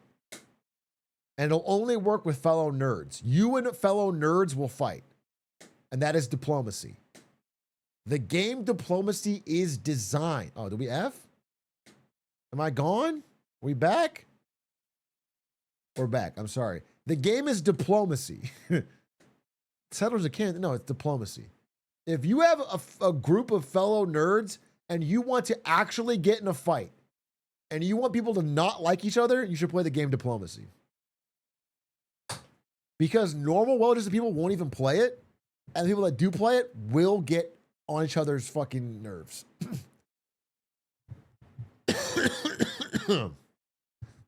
Yeah. Munchkin? Dude, I only played Munchkin one time. That's a great memory. There was like an NVIDIA offsite. It was like, I don't remember where we were, but it was like a bunch of NVIDIA marketing employees, and NVIDIA had paid to put us up somewhere. And we were all like supposed to like team bond and like hang out and get a drink. And this guy busted out Munchkin while everyone else was vibing and drinking and having a good time, and like forced us into playing it. And nobody was learning the rules. Nobody knew what the fuck was going on. And basically this guy's boss was one of the players, and he was the most drunk. And he was just, he's just like looking at his cards and like, oh, I'll do this one. I'll do this one. Like he was just fucking, and you could tell this guy was getting so mad because Munchkin was his game and he wanted to play it, but this is his boss. So he has to be like, yeah, it's actually like this. You actually can't play that card like that. And I'm just sitting there. I'm a little buzzed, but I can see what's going on. And for me, it's so funny. It's so funny. And he's just melting down. The game took, I mean, so long to get to the end. Oh, one more board game story. You know, like I said, I play a lot of board games. And I'm a competitive board gamer when I'm playing with other competitive people. And I was at the Twitch CEO's birthday party when I was like 21. And I was at his birthday party, and he busted out the game Ticket to Ride. And he said, I'm really good at this game. I'm good at Ticket to Ride. And I'm like, you ain't fucking better than me. It's like, I'm fucking good at Ticket to Ride, bro. Like, I've played Ticket to Ride a bunch of times. Like, I've played it a bunch of times, and I'm well aware that the optimal way to play is to ignore your routes and just build the 6 train. This is in the original Ticket to Ride. They've updated it since then. But in the original Ticket to Ride, the only optimal way to play is to build the longest routes.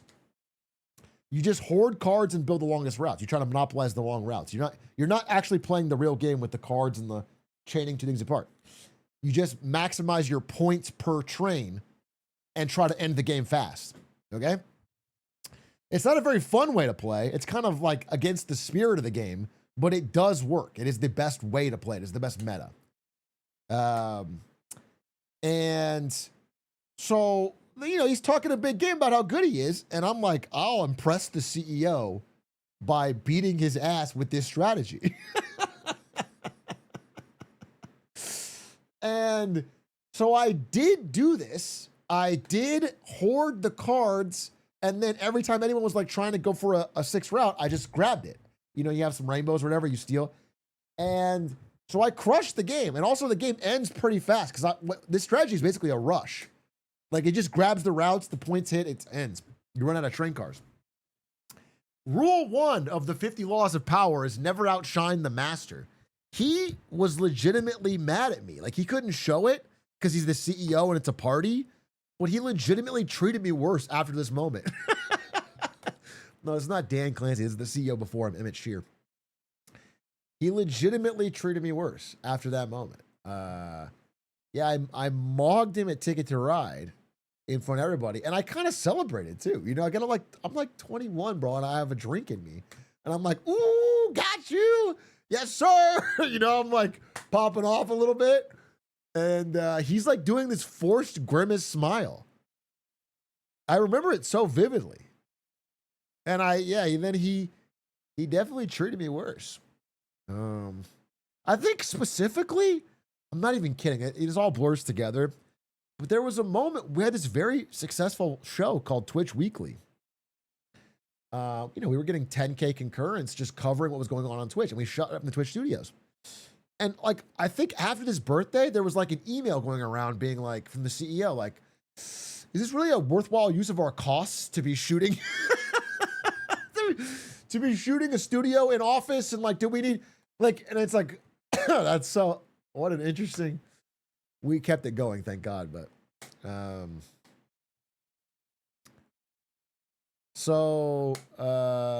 yeah, true story. I did that. And then later on, for one brief day, Emmett Shear was the CEO of OpenAI. When they booted Sam Altman, they brought in Emmett Shear for one day. And then they beat him at Ticket to Ride and they kicked him out.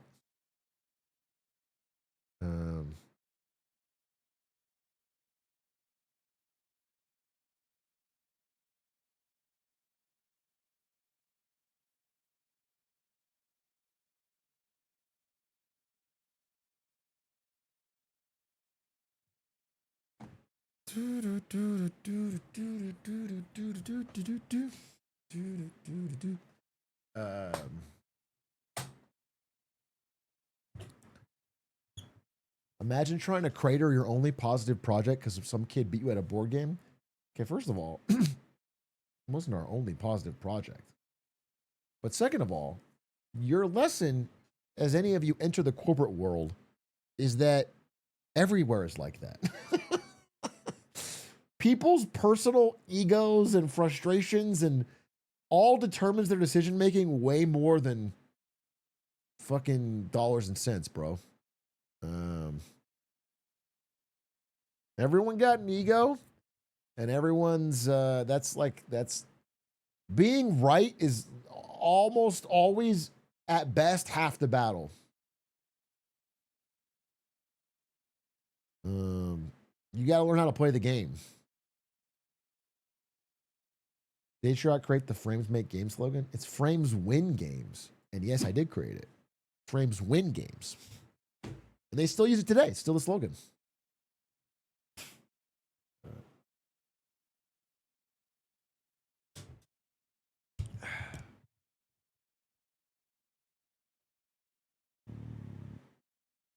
Do you get a cut? Do you think that's how being a marketing employee works? Every time you make a slogan or something, you get a cut in perpetuity, even if you don't work at the company anymore. I messed it up on purpose in order to get a call out. Fuck. Holy shit. This guy's playing 5D chess, bro. Holy fuck. I never would have whooshed it if you got it right the first time. Fucking 9D chess. Wait, that's brilliant. You should be president, bro. You got double whooshed on that bad boy. Ladies and gentlemen, it's almost 9. I am thinking about watching an episode of The Boys today with chat. However, we have to do it on Discord. So I don't know if there's anything else I want to do on stream before I switch to Discord. I could do one Slay the Spire run, I guess. I mean, I could do one Slay the Spire run.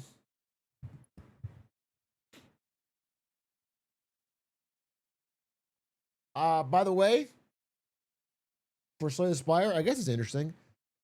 I have now beaten every thing on Ascension 10 except for my GOAT Iron Chat, which I've saved for stream. I beat every single thing on A10. I did Silent and Regent and Necrobinder and Defect all on A10. But I haven't done it on Iron Chad because I wanted to do that on stream.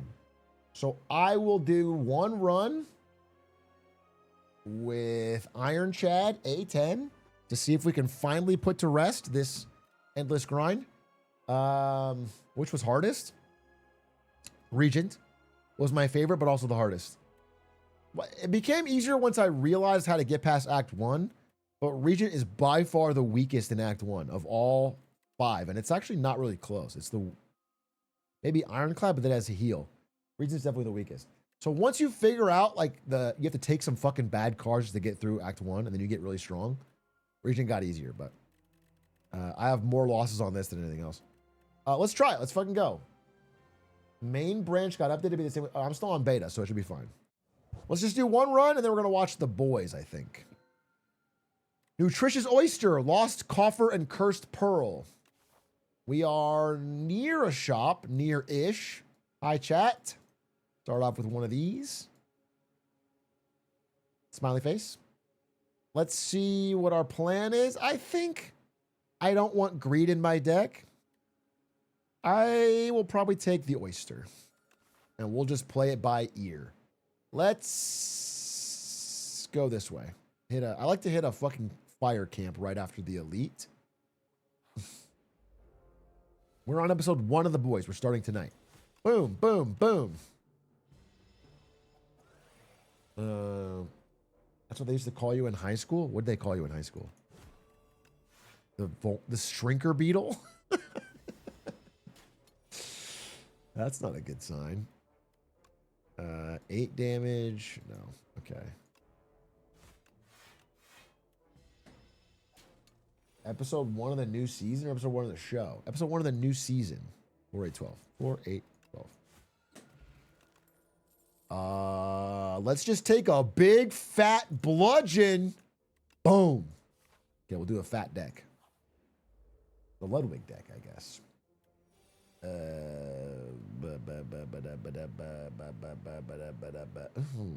How unfortunate. How unfortunate, bro. I could just take 5 damage and kill this thing. Or I could kill this thing and take no damage, but there's just no good energy efficient way to do this. I think I take the 5, honestly. I think I take the 5. I think it's smarter. Yup, it was. It was smarter. Okay, and then we bludgeon, and it's all good. All right. I don't mind taking this. I assume the Resident Evil playthrough is dead? Yeah, bro. Yeah, good assumption. No, we're going to play it for sure. Just don't watch any other Resident Evil content and keep waiting, and we will get through that game for sure. For fucking sure. The thing is, the only thing that's holding me back is that I have to do my guaranteed finish of Inscription. I'm doing that tomorrow, and then right after that, Resident Evil. You understand? And then probably in the middle, we'll squeeze in the Caudathon. We're going to do a Resident Evil cruise, actually, yeah. Where everyone has to pay $2,000 to come on the cruise and watch me play Resident Evil on the cruise ship. I'll just take this Infernal Blade, I guess. Do I really want this Infernal Blade? It just puts a fucking card in your hand. I'll take it. I'll take it. All right, what do we get? Perfected Strike! Awesome. Awesome pull. Add AI to your cruise, bitch. Bludgeon! All right, this is going well. I'll never skip a Shrug It Off. Never in my life. The Chosen Cheese? Stack max HP to the ceiling? But right before an elite taking 14 damage? You gotta take the cheese, bro. Okay. Oh, what a disgusting cutoff on the bludgeon. Oh, man. Oh, man, we gotta take 9? Oh, man. Oh, jeez. Oh, jeez, Rick. All right, let's drink this.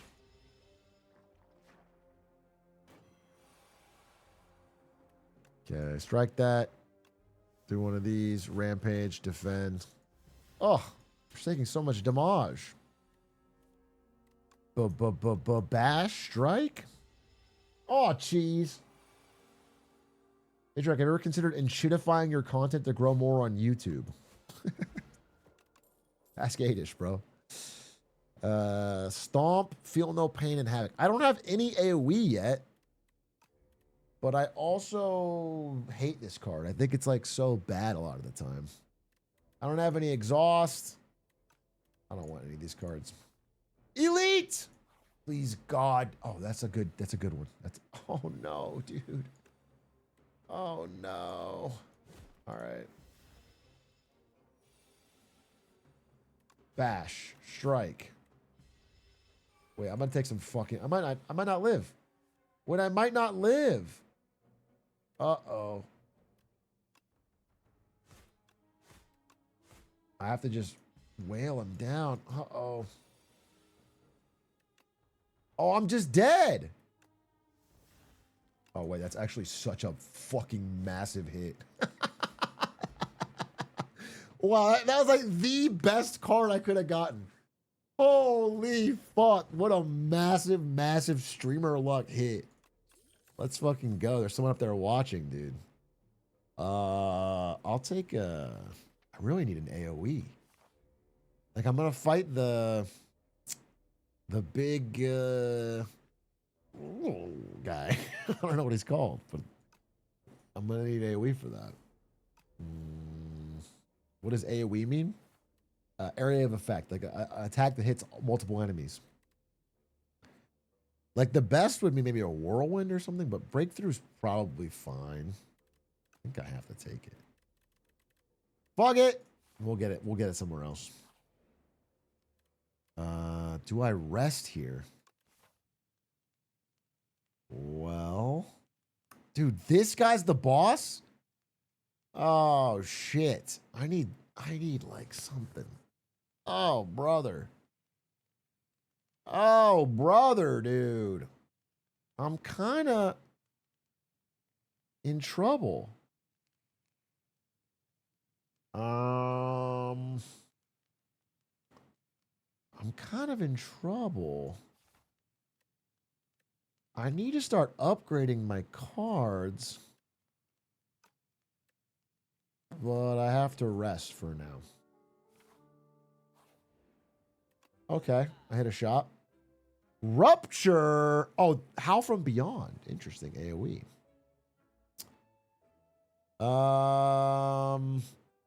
Damn, bro. If I took an... Oh, dude, this is kind of all shit. Maybe I just take the blood potion. Boulder? The boulder sucks. In my mind, the boulder sucks. Am I crazy? I feel like the boulder sucks ass. But it's funny. It's so cool. Dude, it does so little damage. For 3 mana? Sisyphus be like? I'm really not a fan of this boulder at all. I don't want it. One must imagine the rolling boulder bad. It's every turn. I understand it's every turn, but but you take so much damage on the first turn you play it, and it takes a long time to ramp up. So you have to like have a deck where you're applying vulnerable and have a lot of defense, and I don't really do that. I have a big fat bludgeon. What I want is the card that plays attacks for free, the power. But I don't have that. Uh-oh. Armaments upgraded could be something. I could also just fucking remove a strike.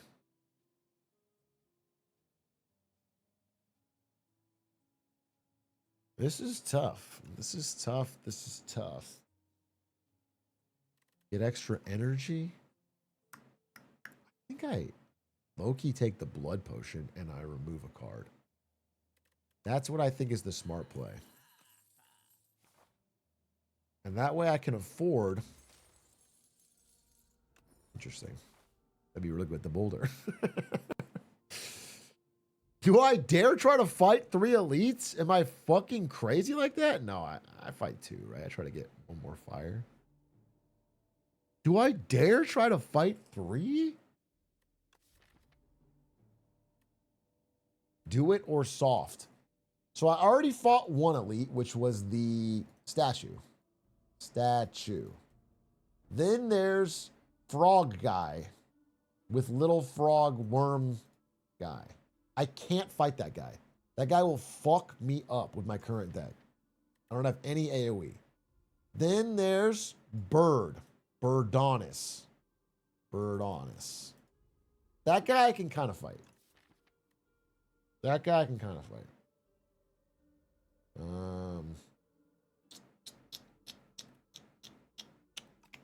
Birda Doncic. So it's kind of a TBD. So I'm going to go this way. And I'm going to upgrade the fuck out of my bludgeon. And I'm going to try and get 1 more card. Yes, dude. I loved it. Fucking just wham, bam, a bludgeon right there. Free attack, pillage.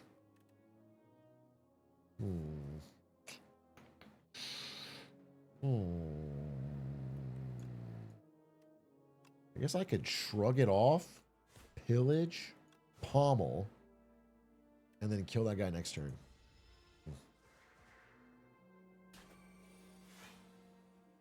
Oh, 18 free block? Don't mind if I do. Oh, fuck me. All right, one more hit. Dexterity potion, really good for the boss. I'll just heal. Bloodletting! Always take bloodletting. Okay, Birdonis, right here. Bird! Caw! Fuck! Fuck, dude. Okay.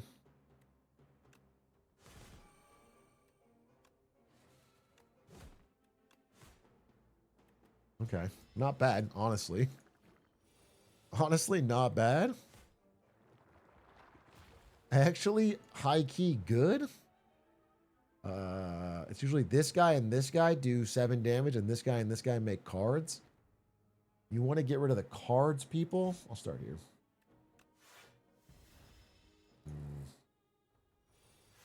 Oh, I totally mixed it up. It was backwards.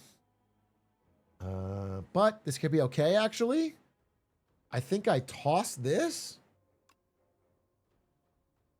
A clean 20. Hit this. I have 18 block already. I just slam this one. And we go for a kill with almost no damage. This is incredible. 8 damage twice. And then bam. Oh my goodness. When I fucked that guy up. I completely fucked that guy up. We take nothing. We keep our deck pure.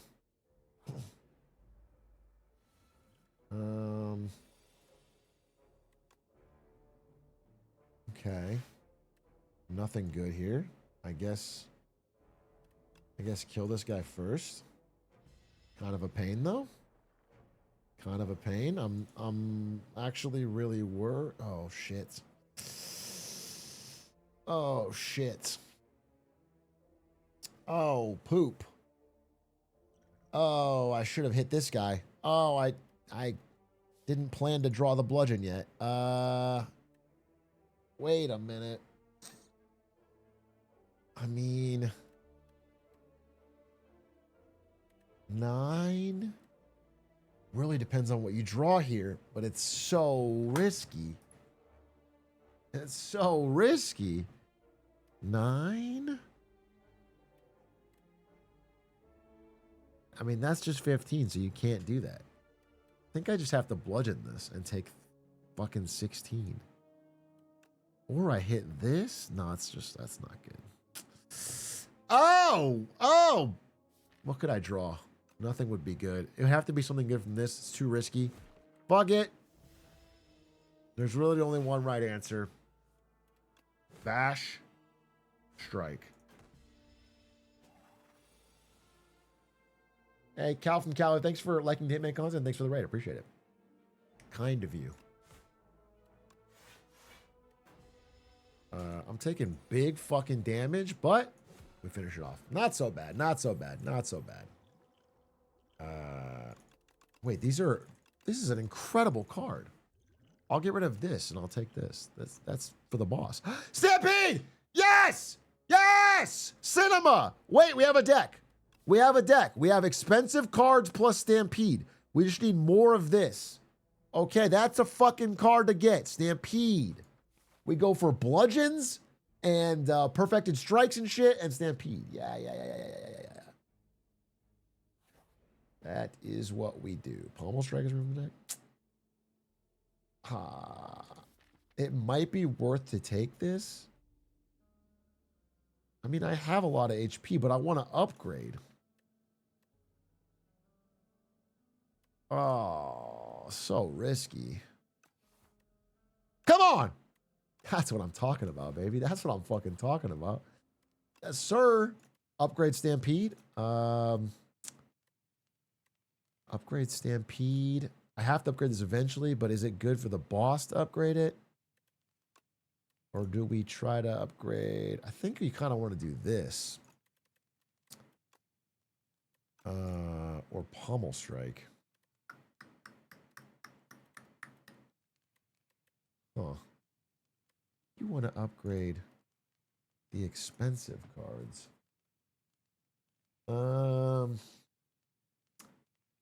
It's tough. I've never seen Stampede before. Curious how good it'll be. It's going to be beast with this upgraded bludgeon. I'm going to upgrade Pommel Strike for draw 2. And let's go. Okay, this should be an easy fight. We're going to drink this. We're going to drink this. Holy shit. What an... Oh my god. What a fucking beast start. Holy shit. We got him dead to rights. Okay, we play the barricade. We play... Well, that's weird because I want Primal Force before Thrash. But I also honestly don't mind either way. Well, no, I should play this first. Because I want Thrash to stay in my deck. So I do this. Yep, that was the perfect hit. Then I will... I think I kind of want Bash as well, though. I think I don't want to play Primal Force yet. I think I play Stampede. I play this. And I get the vulnerable. Yeah. Infernal Blade. Bully. Strike. Defend. Okay, we're actually taking a lot of damage. We get a huge block here, though. We're not bludgeoning yet. Shrug it off. Strike. Vulnerable. Okay, now we should be able to win out. Doesn't vulnerable so this thing? No, it's good. It's really good. Look at this, bro. Now Thrash, if it steals bludgeon, is going to do 60 damage twice or some shit like that. Hit this. I don't want to turn my bludgeon into a fucking Primal Force. But I'm getting so screwed by this. Is it worth it? 16? Probably. It's so stupid. I don't want to turn like if I attack with these two and this, then Stampede will do this, which is probably better than 16, 16, 16, 16. Yeah, fuck it. Fuck it. This guy's dead. This guy's dead. This guy's dead. Oh, ugly. Ugly. That's fine. And we finish it off with a fat fucking Thrash. Easy money. An incredible phase 1. Impervious, Stoke, or Juggernaut? Stoke? Upgraded Stoke is just fun, but I think it's just Impervious. I think it's just Impervious. Okay. Transform Bash into Break. Full art Break? Costs 1, 5 Vuln, 20 damage? That's sick. This is just like get good cards. And you can reroll once. These are kind of boring. Let's take this shit. Fuck it, dude. Full art. We're doing big fucking hits. Okay. I want a shop or a shop. And I want to hit like at least 2 elites. Maybe like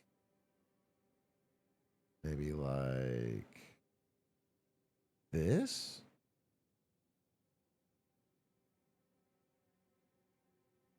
Two shops? Question mark? It's not that bad. Maybe I skip this one then and I go straight up the middle. Yeah, I'll do that. Okay. Fuck it.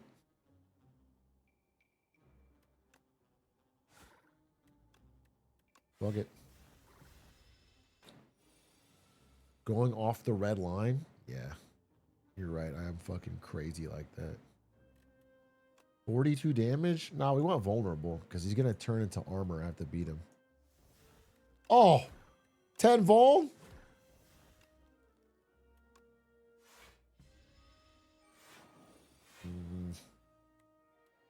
Okay, this needs to be upgraded. 15, 9, 9. That's not enough. That's not enough. That's not enough. Well, let's see what we draw. Oh, that's enough. Fuck yeah. Fuck yeah. Unrelenting. No. Fight me?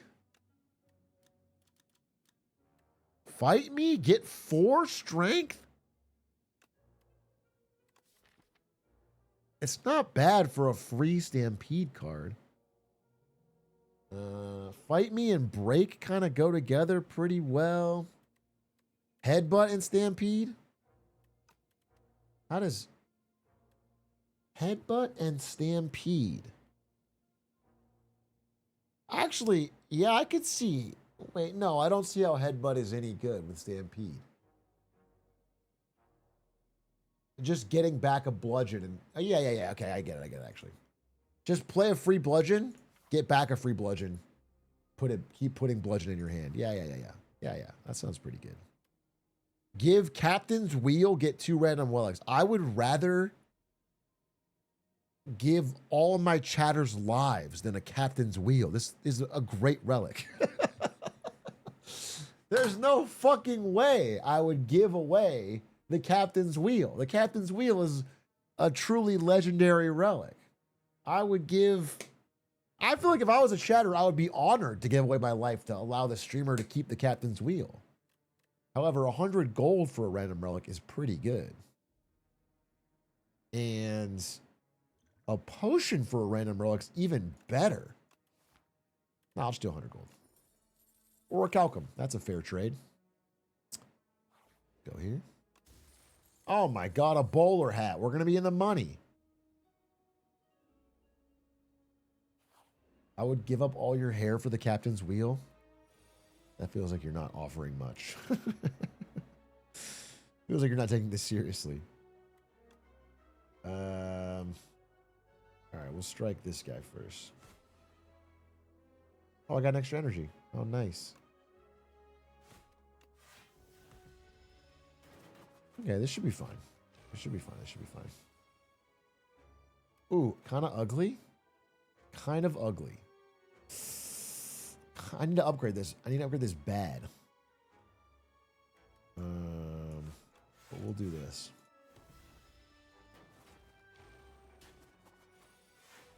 Okay. Let's strike this.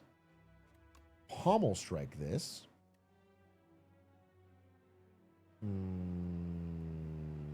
Bloodletting this. Break this. Infernal Blade. Whirlwind. Okay. Can I do 16 in a turn? Think so? No, he takes max 9. Oh, suck my dick. Oh, that's... No, wait a minute. This sucks. Wait, 12.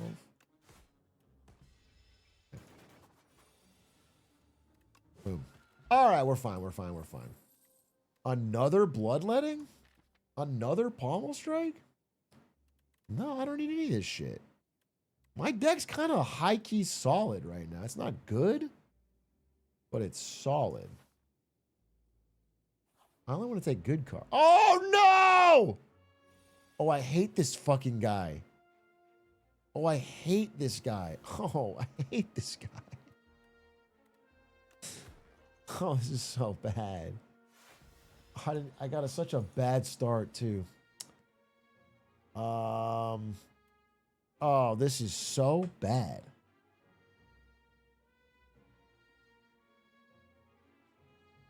Oh, this is so bad. I have to drink this.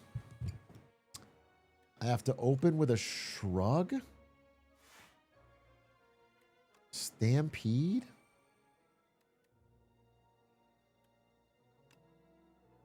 Strike. Strike. Didn't fucking play the right card. God damn it. This is going so poorly for me. This is going so poorly. Oh, I don't even get to keep my fucking...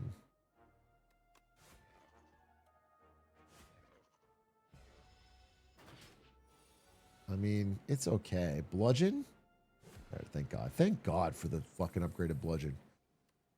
Upgraded bloodletting. I think because of Stampede, I'm not trying to hurt myself for more life. I need draw if I'm going to use that. I mean, you can't really go wrong with a bloodletting here or there. But I think I'll skip it.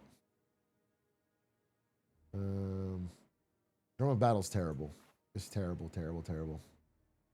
Okay, we go this one. And we upgrade Break.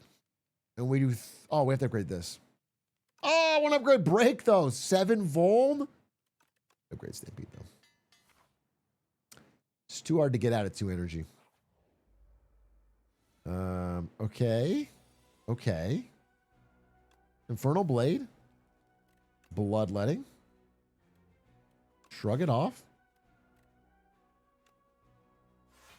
This.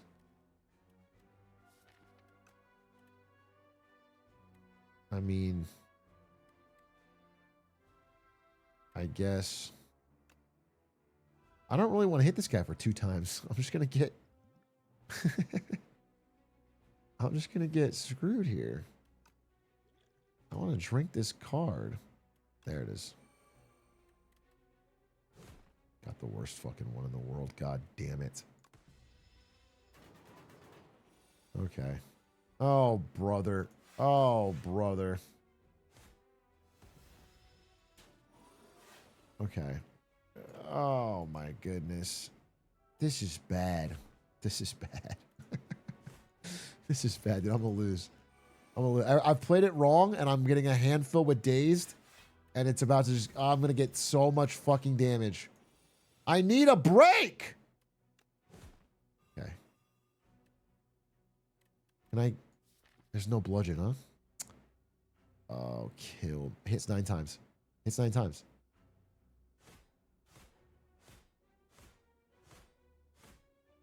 Thank God. Oh, old coin. Oh, old coin plus bowler hat. We're rich. We're in the money. We got flame barrier every day of the week here. Okay. Wait a minute. I think I go this way. This way. Hit this shop. 2 things. Hit an elite. Yeah, we go this way. Oh, I love the feather. 50 HP. I don't even necessarily have to. I don't have to heal yet. We smith. We upgrade break. 30 damage, 7 vuln. Wait a minute. Retain your hand on the first turn of combat. Interesting. If you didn't play any attacks, game 4 block. Production is just a good card. I need draw. Wait! Dominate plus break is a god tier combo. We take that. Whenever you play a vulnerable, draw 1 card. Does that mean like instance of vulnerable or amount of vulnerable? Like if I apply 6 vuln, do I draw 6?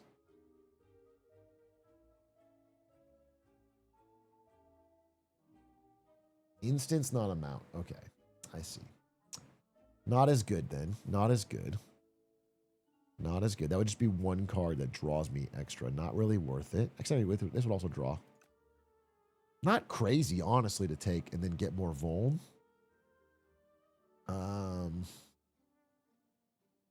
Not crazy. I think taking Vicious and Tremble and going with like a vulnerable stack plus Stampede situation is not horrendous. Getting AoE, we just have to get to the fucking millipede. Outside of that, there's no AoE that I'm super worried about. I also think the first hand you draw is upgraded is not such a bad thing to take.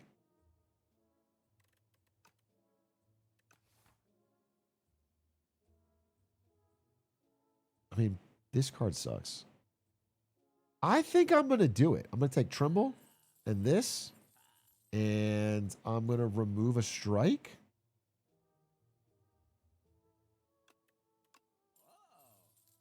And I'm going to take the Bellows, I think. That or production. 3/3 energy is tough to beat. You just get some crazy ass turns.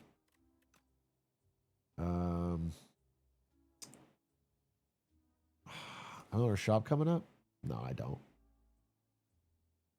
I think we take Bellows. And then I might even grab a Vuln potion and just spend all my fucking money. Yup. And then I healed up to 62, so I probably can upgrade again and get Dominate plus or Tremble or Vicious plus. These are all really good. These are all really good. I'm going to take Vicious plus. And then I'm going to fight this. It's not even the millipede. We got so fucking lucky. Wait, that's awesome. Okay. I don't want to exhaust any card, really. I think I'll actually exhaust Bloodletting. Okay. Tremble. Oh, I fucked it up. I fucked it up. Oh, I fucked it up. Well, it doesn't really matter. I'm not going to be able to get anything. Shit. Shit. I kind of want a 30 block here. Oh, tough call. I guess strength is probably better.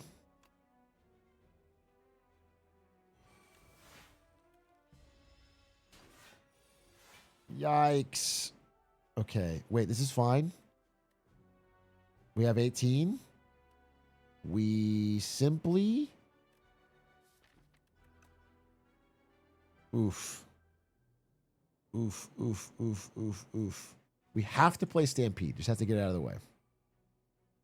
Do I headbutt to get the impervious back and then shrug it off?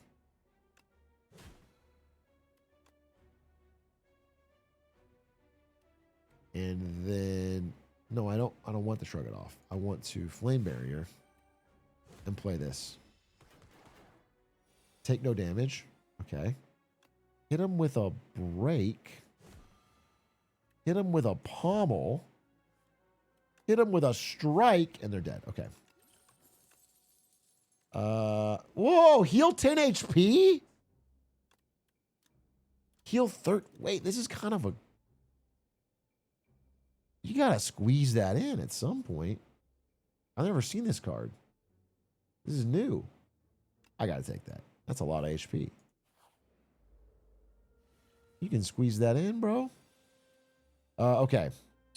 What am I doing here? I'm doing Tremble. I'm doing Pommel.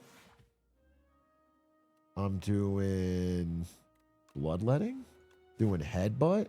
Doing Pommel. Doing Defend. And I'm doing this.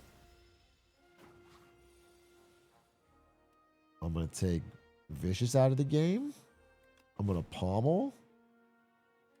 I'm going to take the 50-50. Bludgeon! I thought I didn't play it. I'm so stupid. I'm so stupid, bro. Oh, brother. Okay. This.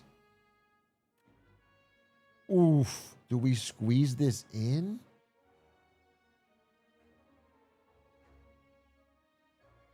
Oh, this is a tough call now. I need energy in this deck, bro. I should take another fucking Bloodletting. I need energy. If I take this, I'll take 3 and heal net 7, but only if I kill this guy next turn, which I'm not guaranteed to do. But if I dominate, I'll get 10 strength. And then I'll guaranteed kill him.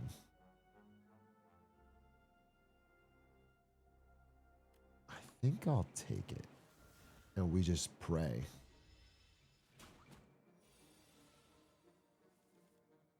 Okay.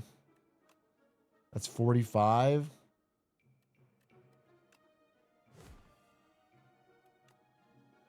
Yeah, we got him.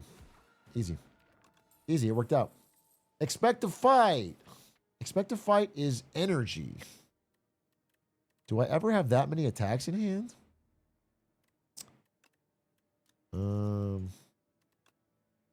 Not really. No. Not really.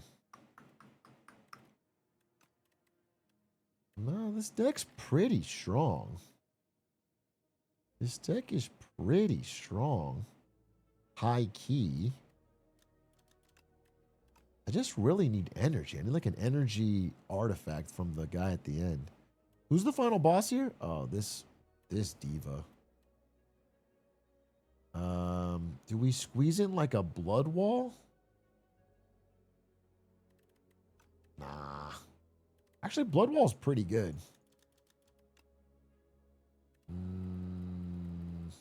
Expect the fight is decent. But yeah, I think I need block. And then on this one, we just rest. I mean, we don't have to rest. But anything I upgrade could just get in my opening hand and it's a waste. I think we just rest to guarantee get through this. And, oh, great start. Oh, perfect start. Let's open with a double fucking Vuln into a Stampede, Pommel, Tremble. Perfect. 6 damage? Yeah. Should we play this to get out of the way? Play this to get it out of the way. Headbutt to put bludgeon back on top. Bloodletting. Guess I could bring bludgeon back out. And I'll just take a little damage. But we're blitzing him down. Okay, we'll do vicious. Unrelenting. Strike. Doesn't matter. Defend. We've done a lot of damage already. Let's hit him with a break. Yeah. A break. A dominate. Oh my god, it's going so well. And we'll do a block here just to save a little. And then now we should be able to win with just what we've got. This.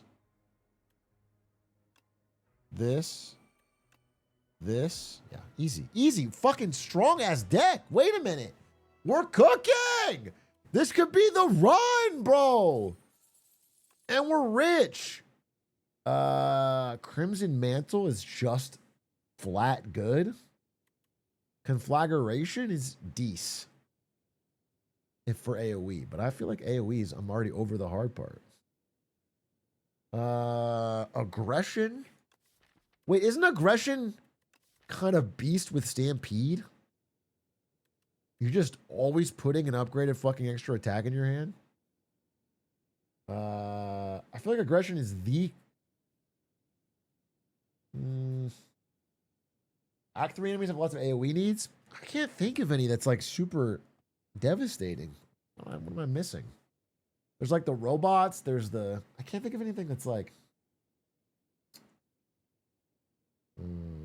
Oh, the three elite knights. That's right. That is right. Although you can kind of beast down the middle one and the back one with this kind of build.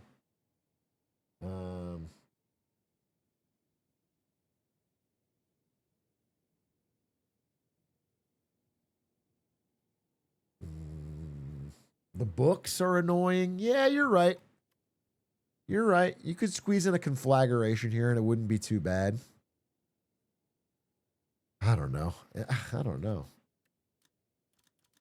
I think aggression is not bad though. Although I have to really get Stampede out. I also could definitely just use Crimson Mantle. An 8 extra block a turn is nothing to sneeze at. It's not a skip angle. It's not a skip angle. I think it's very hard to skip rares with Ironclad. The rares are so much better in Clad. I think block is your hardest thing to get. I think we just win on break plus dominate. We're going to win. So we really just have to block. Yeah, I'm just going to take Crimson Mantle. I could be stupid. Could be stupid, but we'll see. Okay, add 1 whistle to your deck. Interesting. Gain extra energy at the start of each turn. Powers cost 1 more. Interesting. Transform 6 cards into Maul. Deal 5 damage twice. Increase the clock. These are all interesting. These are all interesting.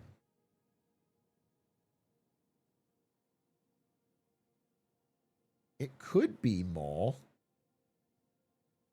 to replace the strikes and the weak defense.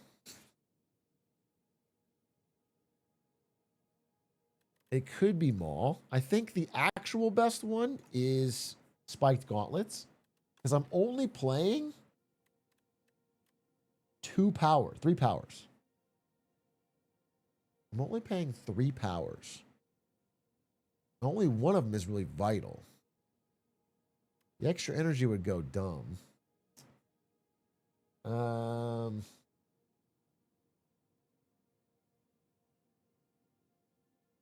think I do need the energy.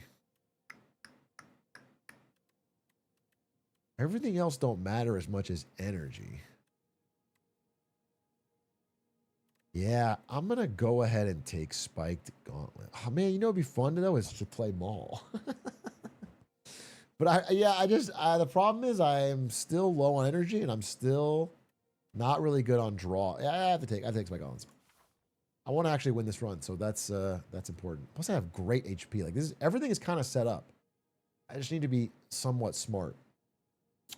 Okay, what's the route here? We want to avoid as many little enemies as possible. They fucking suck on the third floor. So probably like this. Hit the elite. Do I really triple elite here? That's crazy.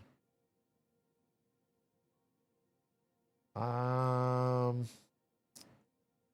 mean, I can dodge them. I can dodge them like this. Just crazy enough to work. And then we don't hit a shop at all? That's not that good. Let's say we go... What's the latest shop? This one? Could be like this angle. And we hit... That's not bad. That's not bad. Let's do that. Okay. This enemy's not really a problem, usually. Let's shrug it off. Breakthrough. Interesting.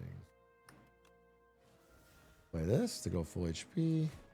Play this. Get back and shrug it off.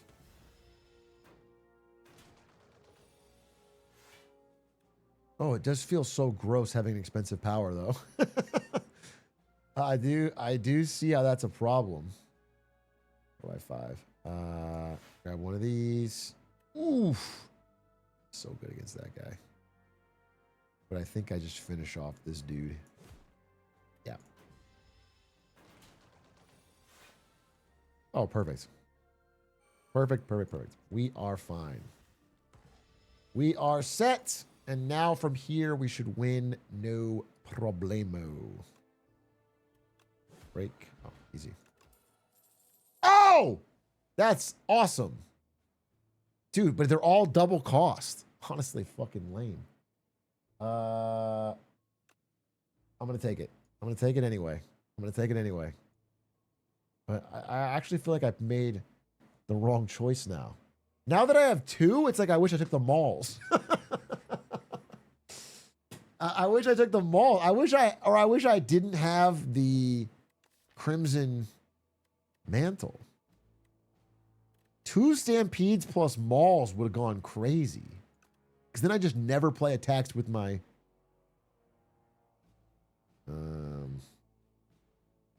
Would the Mauls be better than Whistle? Free Whistles to essentially take... No, the Whistle is free with Stampede, but you only get one. It exhausts itself. I found Whistle to be pretty bad. Like, unless you get something that makes Whistle not exhaust, or you, like, duplicate it, or... I found Whistle to be pretty mid. I've tried it a couple times. It's, like, okay. But certainly I think Whistle was the weakest choice there. Ooh!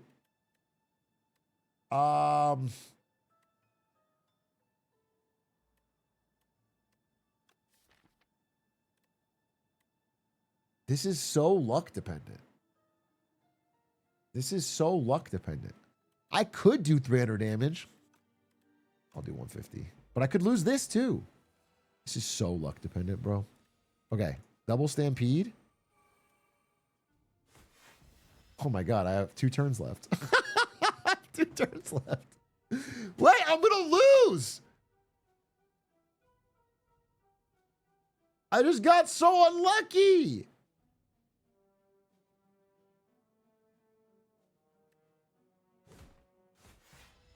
How do I do 93 damage in 1 turn?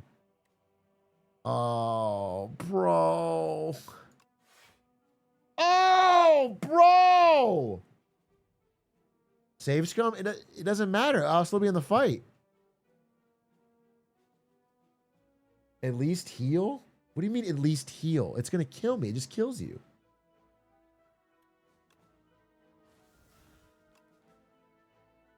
It doesn't kill you?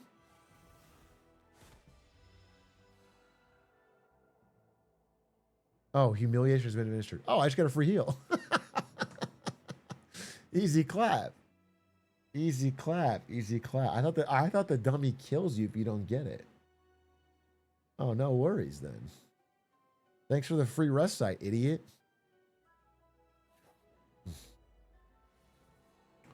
Okay. Pommel. Tremble. Bloodletting.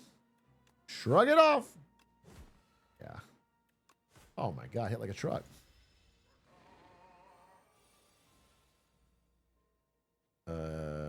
Let's get that bludgeon back.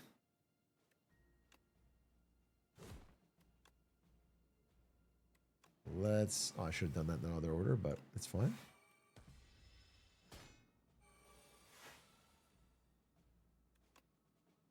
Yeah, easy. Perfected Strike. I don't have very many strike cards. This would be a bad idea. I'm not going to take it. Another Shrug It Off. Probably good enough to take. I will. Upgraded? Yeah. Okay, this way. Oh, the books! Oh, God, it's the books! Oh, the books! Uh-oh, it's the books! Gotta take this. Gotta take this. I'm gonna lose a little bit of... Use a little bit. Oh, God, the books! Not the books! Okay, not so bad, actually.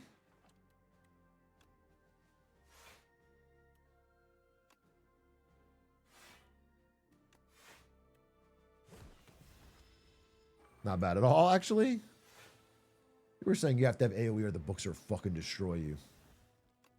Not really seeing that.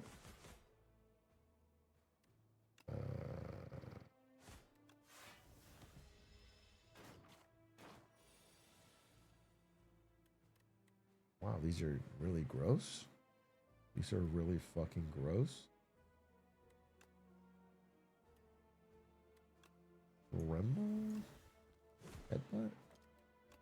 Break? Not yet.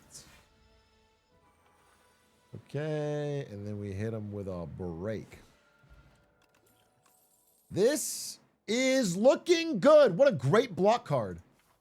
What a god tier block card. Wait, we're at 104. Oh, whoa, whoa, whoa, whoa, whoa, whoa, whoa, whoa, whoa, whoa. Isn't it obviously draw on Stampede? Isn't it obviously draw on Stampede?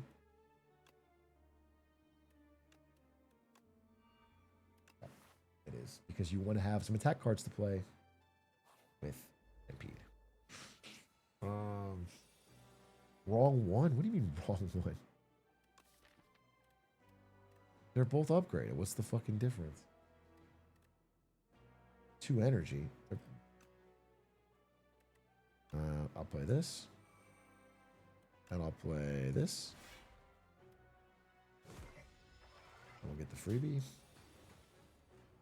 Oh, you son of a gun. I'm not going to be able to play any of this shit on you. Oh, gross. Oh, gross, dude. Oh, dear fucking God.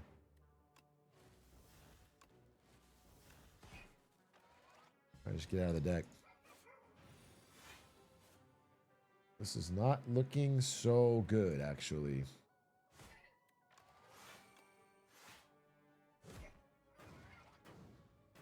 I think we're about to take a fuck ton of damage. I think we are legitimately about to take an absolute fuck ton of damage. Oh, brother.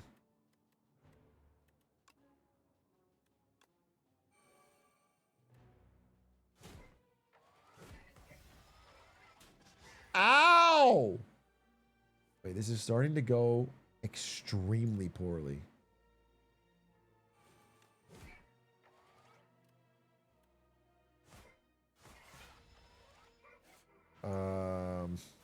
Okay, we really need to start. Oh my god, dude, we're not getting anything.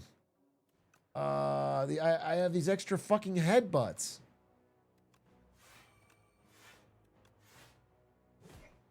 I don't want any of these dog shit cards. Legitimately.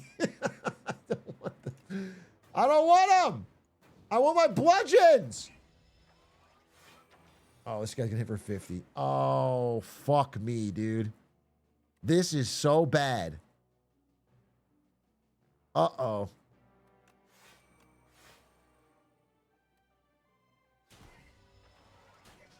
Well, I'm high key about to lose. Okay, I think I just saved myself. Thank God. Okay, one more hit. Ah, wait! I thought that was enough. Oh, thank God. Oh, brother. Upgraded I expect to fight is energy, but I don't ever feel like I have enough fucking cards for it.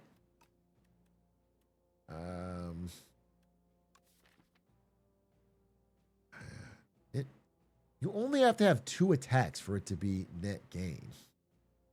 I don't care. I don't want it. I don't want it. Wasn't even close. Yeah, I guess. The devil shivers when a white boy with swag. What was?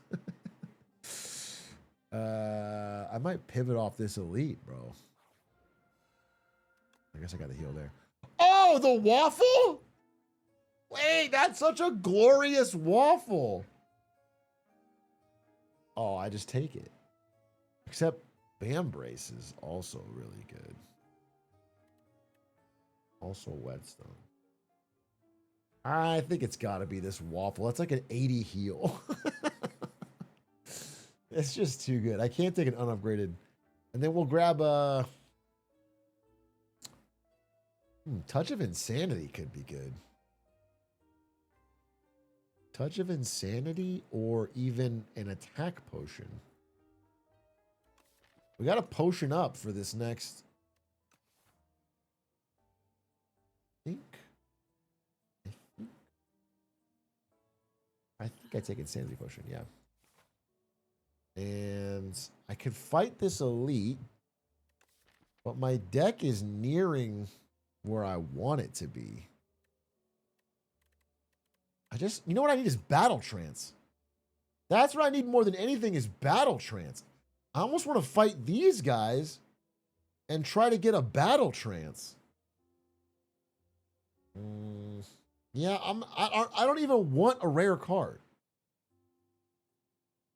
A Paper Frog would be amazing, but I can't go for the 1 in 100.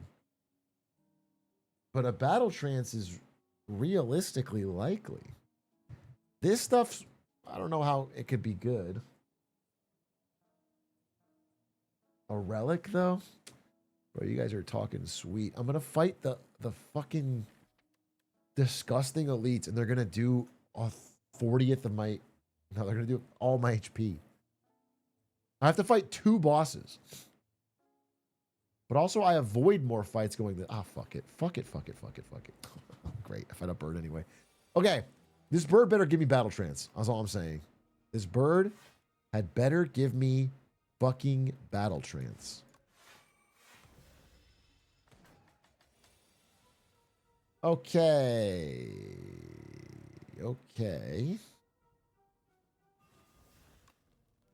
63 damage.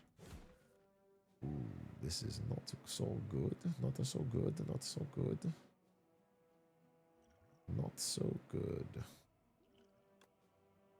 We are going to play like this.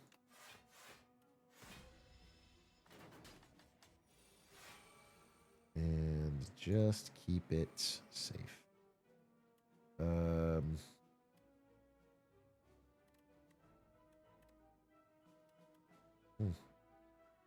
Kind of weird.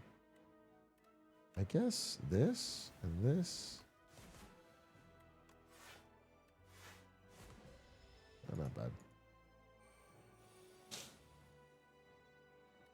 Break. Can I? Well, it'll play break.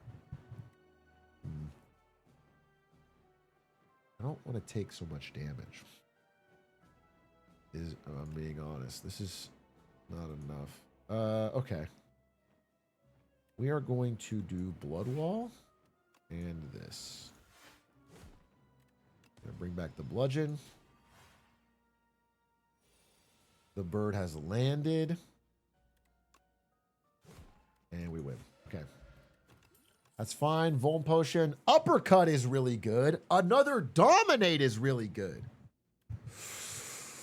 Both are really good cards, honestly. Both are really good cards. I think it is Dominate. Dominate is like my win card. It is the card that I want to hit with Break. Ah, here they come. Here they fucking come, dude. Oh, God. Here it comes. Oh, brother. Oh, this is bad news, Bears. This is bad news, Bears, bro. Okay, what we're going to do actually is go for the guy in the back.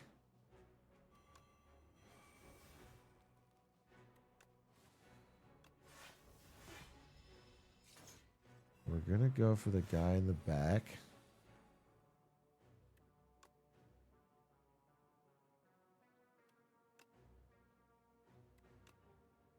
I don't even need to use Tremble. I can use Tremble on this. Hit this. That will do something, but I think I just play this. It's only 5 damage. Oh, hit the right guy? Okay. You got rid of my upgrades? What a piece of shit. 18. Oh my God, it's so expensive. Wait, hit this? Nice. Hit this. The upgrades come back. I want this to hit this. Stampede will draw. I would rather play Defend and Infernal Blade. Oh, so perfect. Yes. Yes! Yes, dude! Get fucked! Okay, bring the fucking bludgeon back.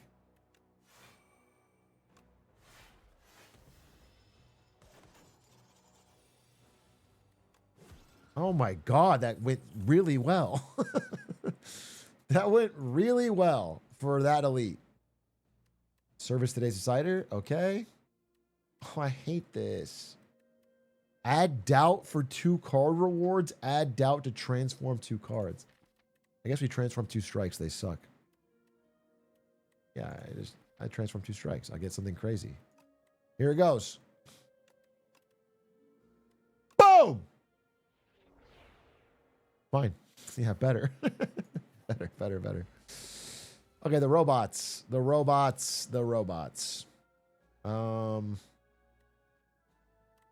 Crimson Mantle. Flame Barrier. Play it safe.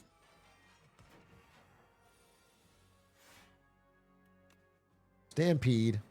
Stone Armor. Play it safe. Okay. Tremble. Dominate. I think Vicious was a huge waste of time. Oh! I think Vicious has ended up being like, I just don't have any place for it. I never get to play it. Stampede. Dominate again? Dominate again? Colossus is 27, so I do this.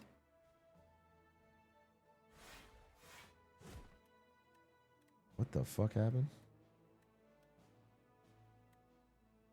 Almost right. Okay, we're going. We're God's here.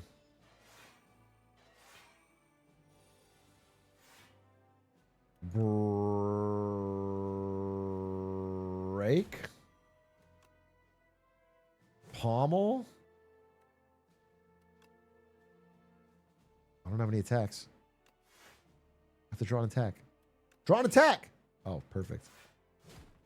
Oh, okay. Nice. Getting kind of lucky, honestly. With the RNG on where these things are hitting. 30 damage. This? Yeah, perfect. Vicious will clutch in boss fights? I mean, I hope so.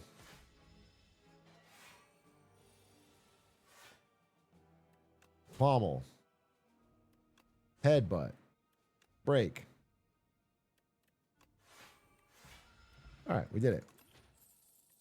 I don't want any of this crap. I'm going to go here. Do I really heal here? Do I really heal for 12? Or do I take a fucking beast-ass upgrade for a better Crimson Mantle? Or a better Bloodletting? Or a better Dominate? Or a better Plating? Or a better Flame Barrier? I think it's this. It is this. Okay. Let's go. Let's go. Let's go. Let's go. Let's fucking go. Start off with this card. Demon form. We love to see a demon form off the rip. You love to see that. You don't like any of the other cards, honestly. Don't like any of the others. I don't like any of the other ones. I don't. But I will do this.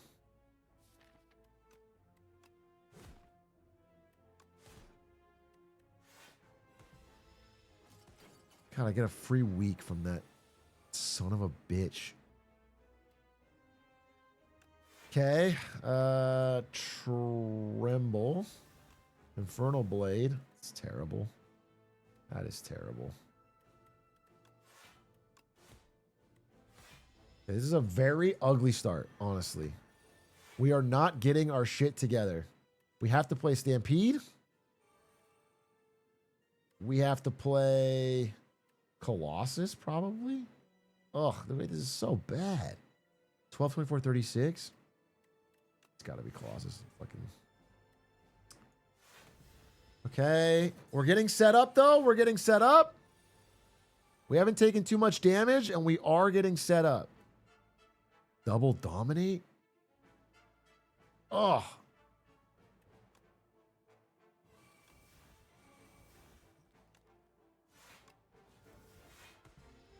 Okay. Really need to start doing real damage now. Like, no longer fucking around. Oh, I can't even play Stampede here, really. Because it can't play this. Oh, I can't do it. I just can't do it.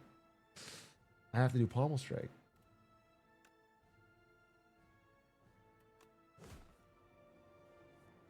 That's so much better. Okay.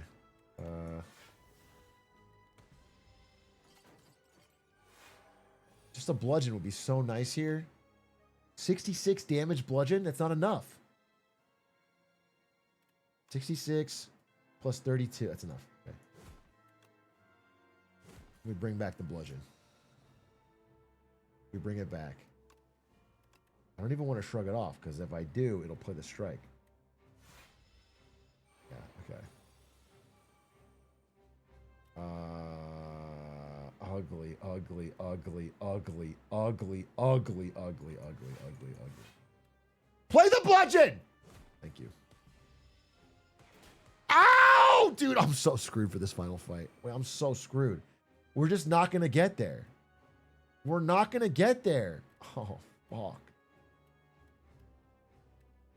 It's just so much damage coming my way. This deck is kind of ugly. It's just kind of ugly. I got to play this. And then I'm just getting made weak. 12 times 5? Are you shitting me? Oh, dude. Oh, it's this card? Maybe it's Pommel Strike.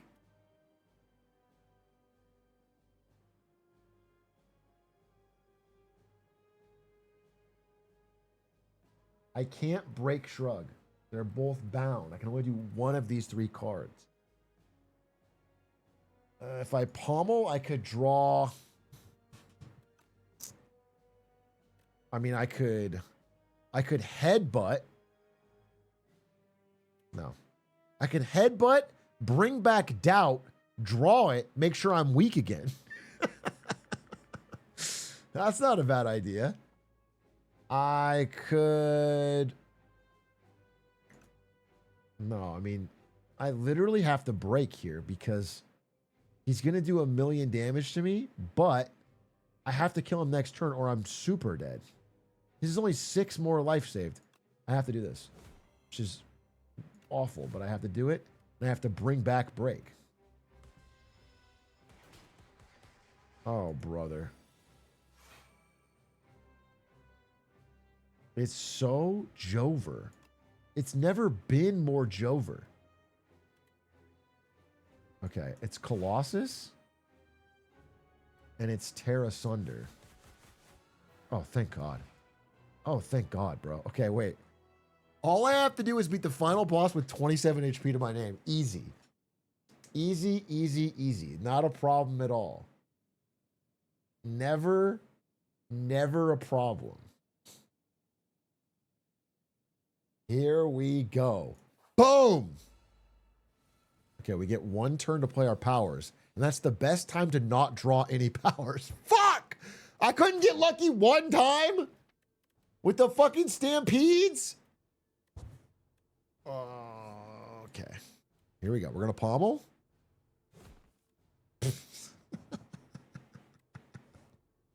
No, it's good. Let's get the bludgeon out of the way. Because I don't want to play that.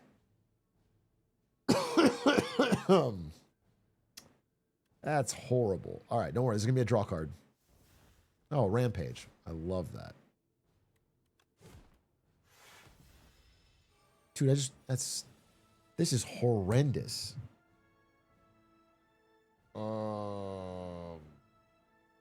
Okay, I think it's Vicious. Impervious. Take 2. 26 coming my way. 26 coming my way. We're not worried about it. We're going to play Crimson Mantle and Stone Armor. We're getting the powers played. Okay, now, a lot of damage coming my way. 22 damage. We're not worried about it. We're going to play Stampede. Oh, my God.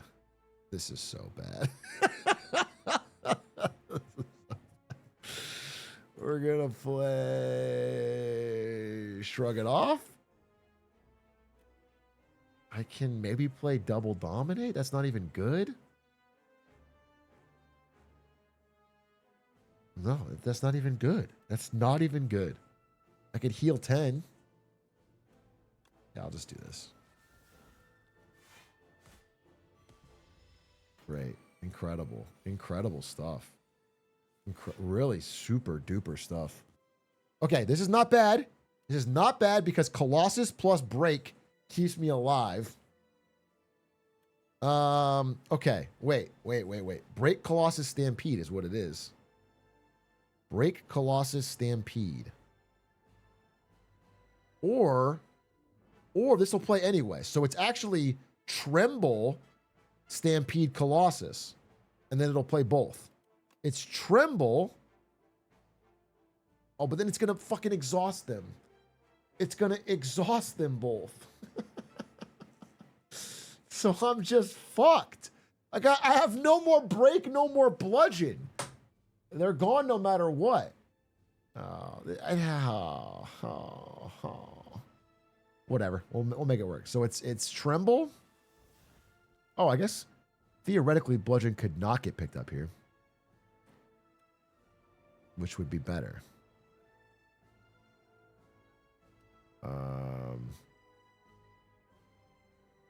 Theoretically, it's definitely Colossus no matter what. Yeah, I'm not taking damage. I think it's Break Dominate. And we just try to win off strength. It's plus 10 strength. We just try to power through. I'll also draw a lot. And then I just don't have a break again. I mean, I'm not going to need... Yes, we're going to do this. We're going to do this. We're going to do break. Oh, another fucking doubt. Dominate. Okay. I mean, theoretically hits the strike here and we're... Okay. Wait. Bludgeon is still alive. Bludgeon is still alive in the deck. Wait a minute. And we dominate again. Okay, I have to live here, though. I have to live here. We have 11. I need about 20. I can't draw. There's no draw on this turn. Fuck you. All right. All right, well, let's see. First I do this. Then I do this. Then I do this. Then I do this. Okay. Wait a minute. Wait a minute. Wait a minute. This could be winnable. Holy shit. Wait. I'm going to do so many damage starting now. Okay, 15 times 2. 30 damage coming my way. I have 1 Stampede. So this or this will play. So really, I just defend myself. I think I just defend myself and I let either of them play. Yeah. Okay, wait. Hold up. 43 coming my way. Okay. Hold up. 43 coming my way. I will play Flame Barrier. I will play Shrug It Off. I will play Defend. I don't need to play Bloodletting, actually. Because that's 3/3 anyway. It doesn't matter. I hit for a huge amount. Hold up. Hold up. Wait a minute. I can't draw here. 34 coming my way. The bludgeon is free. No, the headbutt could be played. Wait, the headbutt could be played. It has to be the bludgeon this time around. It has to be. That's 99 damage. Wait, how do I ensure it's the bludgeon? Ah, how do I ensure it's the bludgeon?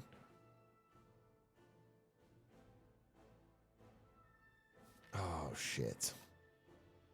Play headbutt? I know. But if I played Flame Barrier Blood Wall, I take like no damage.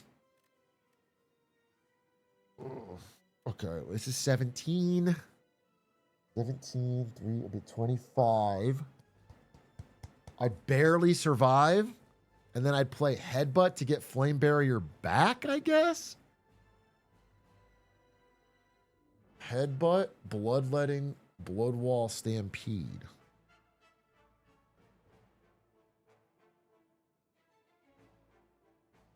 What? That's not gonna... What is this? Every time I play 10 attacks? No. Headbutt doesn't bring back Bloodletting. It puts it on the top of your deck, bro. You have to draw it next turn. Don't... Stop dropping... You don't even know how the cards work. It doesn't go in your hand. It's not Stampede plus Flame. No way. Oh, wait! That actually could be it. It'll play both cards. Actually, that could be great, because if it goes bludgeon first, I get it back and I win. That actually is really smart. Wait. I just have to, I'll take, it's just tough, because the dream, what you really want to do is Flame Barrier Blood Wall, and it just hits the bludgeon. That's what you really want to do. Because I'm going to take so much damage that I'm almost dead next turn. Like, I'm going to draw these cards. I don't know, bro. All right, fuck it. I think that's the play. I think it's the play. It's Stampede, and it's Flame Barrier. Wrong order. Fuck me. There's a lot of draw here, so I'm gonna take Bloodletting. Okay. Pommel Strike hits for 51. Yes! Yes! With a bludgeon, baby! Let's go! What a run! Not even close, baby! End turn. Boom! Let's go! Wow! Crazy! Crazy! Ironclad A10 officially beaten. That was pretty fun. Good deck. Cursed to fight forever, aren't you? Architect. Arch enemy. Do you even know your name? Puh! That was sick. That was sick. Full art break. Double stampede. Wow, I did not think I'd beat that last boss. That was pretty screwed. Fucking beast. Beast, beast, beast. All right, ladies and gentlemen, that is the end of the stream. That is the end of the stream. But guess what? It's time for the boys. I'm going to watch the boys. I said I would, and I will. So if you're still awake and you'd like to watch episode 1 of the new season of the boys with me, we're going to do it in Discord. I'm going to open up Discord right now. I'm going to go to the Atrioc ACLU Discord. What's it called now? A coop. I'm going to go to the... How do I do this? How do I do this? The Atrioc stage. I'm going to start the stage. The boys watch party.